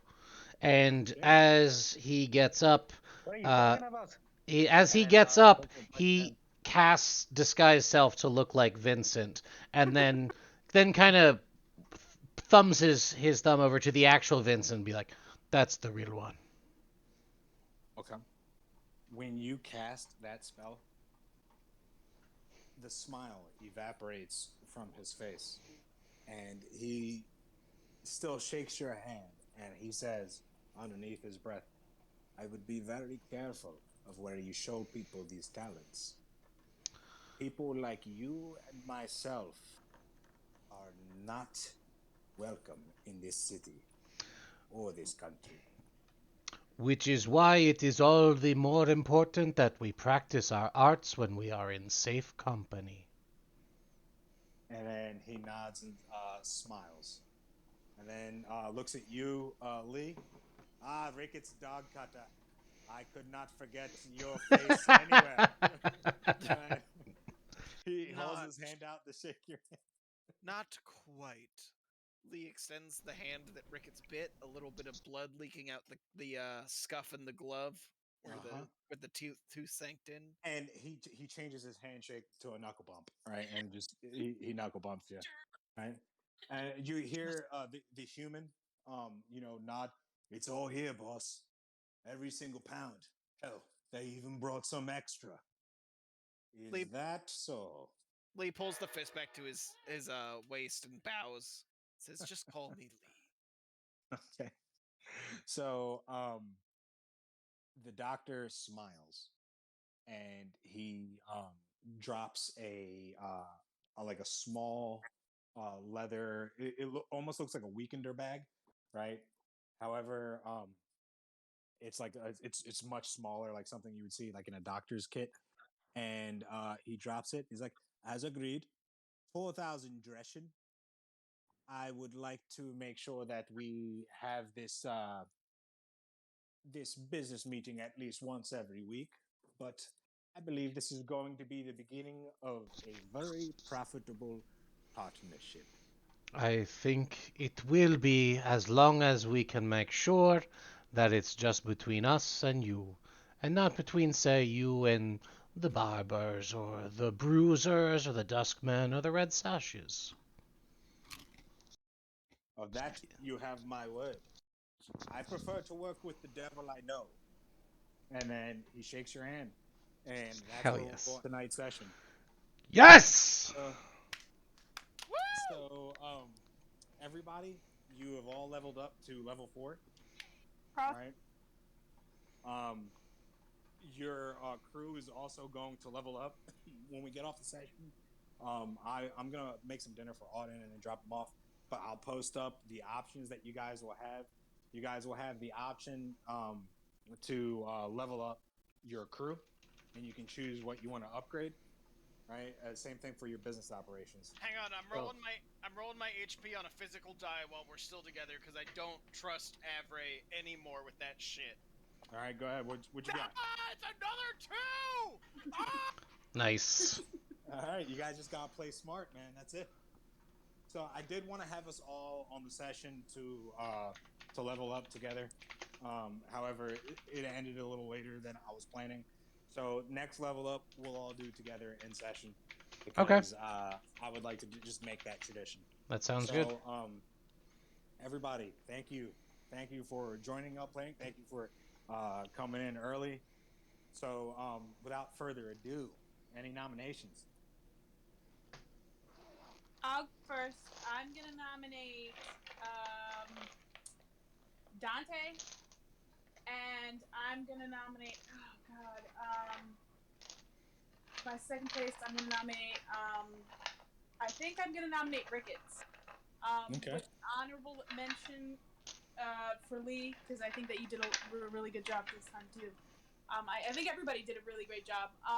But I'm going to give it to Dante because he took a big risk just jumping in the water like that, and I thought for sure that he was going to be ripped apart and dead when that happened in the water. But he ended up coming out of it, and it ended up being a really good decision. So I'll give it to him for that, and for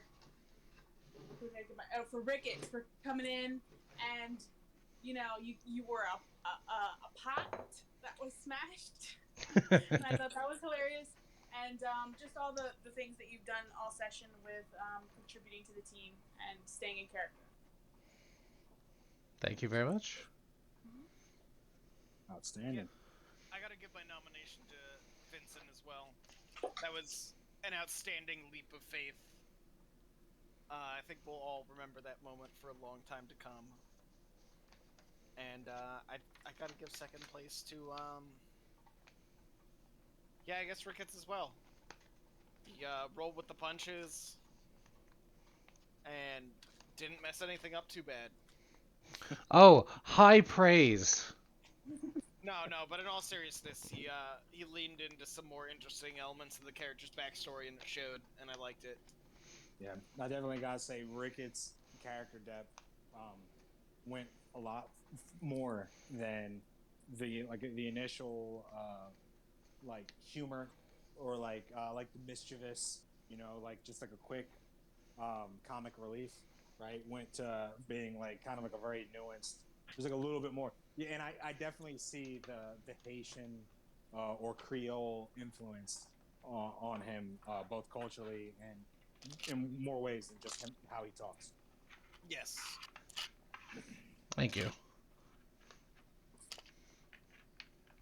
I will. I'll go next. Then I will say. You know what? It's.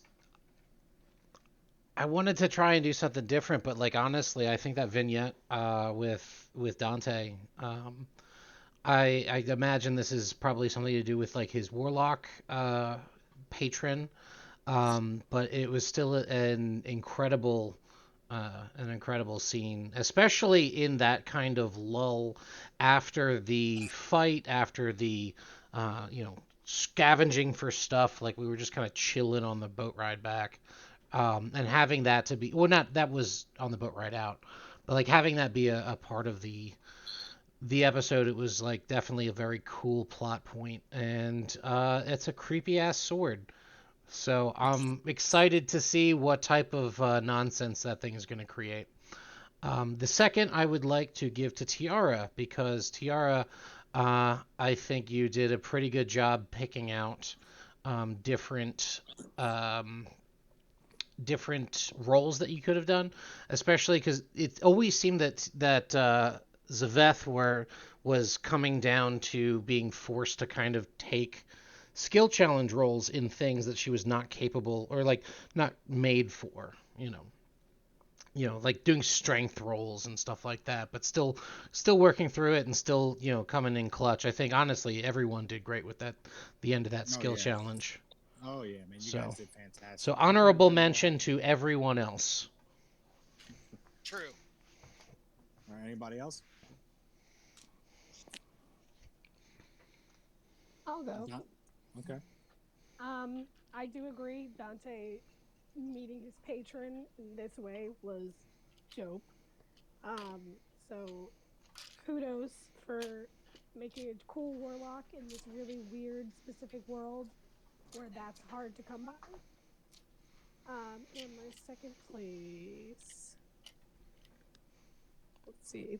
I'm split between Lee and Ricketts because they both had like major moves. Especially after we when are we getting the ghost key back up? Spread the love around. Give it to Lee. Right, and I nominate Lee because he did do some major blows against that tentacle monster that we were getting our asses kicked by. Yeah, that was a pretty sharp fight to just drop into. Also, I got to drop into like right next to a threatened square to a fucking tentacle. Are you serious, buddy? Yes. You do me like that? The tentacle was actually your mode of transportation into that pocket of the source. Look, I get that you don't want me to miss another session. I'll try not to miss it because I know I'm going to be dropped in to a threatened square as a sorcerer. Yeah, wait till you see how Van comes back. Fall down the steps. It's gonna be some crazy plot that Ricketts brewed up, and then he's gonna be firing a cannon, and Van is gonna wake up. He's gonna be like, "Why am I inside this metal tube? Right? Is that gunpowder I smell? All right?" And then fucking Van is just getting shot out of a cannon. Ricketts. I'll explain later. Just go. Ricketts only uses explosives on dogs. Got it. All right, Dante, who do you nominate, buddy? All right, my first place is gonna go Ricketts because I liked how Ricketts was using his magic, and then I thought it was cool the way he came in. But I liked how he was using his magic, and at the end he imitated Vincent. But then I also liked the scene where he was talking to the doctor, and the doctor was like, "You should be careful who you use your magic around," and he was like, "Well, yeah, that's why I use it around you." And I kind of liked that, and I feel like it kind of boosted the relationship between the two. Yeah, I think that was a very smooth operator type of response that Ricketts had. So thank you, that was fucking awesome. Much appreciated. And my second place goes to Lee because that long strider really helped out a lot. Oh, that was clutch. That was pretty incredible, guys. Like I couldn't think of a better way for a skill challenge to go than for shit to absolutely hit the fan, and you guys are just using everything possible to fucking survive. Zaveth used like every equipment in her fucking burglar pack. Yes. As well as some shit she bought outside of it. Right, and that wall, the ghost wall fucking failing, right? And then like Zaveth is using everything she can to reduce the disadvantage she was going to have. And then that fucking ghost wall going out. And then you guys having like 6 seconds to fucking do all this other shit. Right? And oh man, it was incredible. But hey, now we know to make Caraway. Yeah, well, it's too soon, man. Too soon. You guys did Caraway half up front, so you guys lost out on that. You guys also lost out on having a railjack for the future, or at least having it be Caraway. Right? You guys may be able to find another one at some point. So, yeah, but you guys will have the opportunities for other heists. So let's go over a few things. You guys now have a potions merchant. You guys will be able to purchase potions through Dr. Mandu. right? You would use a runner to go ahead and communicate with his people, and they'd get it in touch with you. You guys lost out on Caraway as a contact. You guys all leveled up, and then tonight I'll be posting up some of the perks and that the crew's gonna have available to them, depending on which one they choose. All right. Rad. Yeah, All can we right, have a get good night, guys. our things? We were supposed to get things this session. Yes, for the people. yes, you were right. So the tuning fork is going to be an item. I'll write up a sheet for it in a little bit. All right. It's 1d10, 1d10 shock, and then they have to make a con save, DC 12. If they fail, they're stunned for a round. And then Monko, and I believe it's Nala. Is it an item or a weapon? It's magic items. So it's Hey. I'm pretty sure it's Zaveth and Monko. Or no, it's Zaveth and Lee. No, Zaveth and Van. God damn it. It's been a couple sessions. We've had like 4 sessions that Yeah. I think I got the I first thought one, first place. I thought that we all agreed that any magic items go to Ricketts first. That's how we started this session, right? Yeah. No, we all I don't know agreed. about that one. We everyone agreed to it. I'm gonna hop off right now. I do owe you guys some items. Monko, I already have your items picked, and then Zaveth and Van are getting items. Great. Everything I looted, I wrote down. Awesome, FYI. awesome game, buddy. Awesome game. Thanks, guys. Yeah, Thanks. that was amazing. Thank you so much. Have a great one. Cheers, everyone. Take care. Have a great Have a week. good night.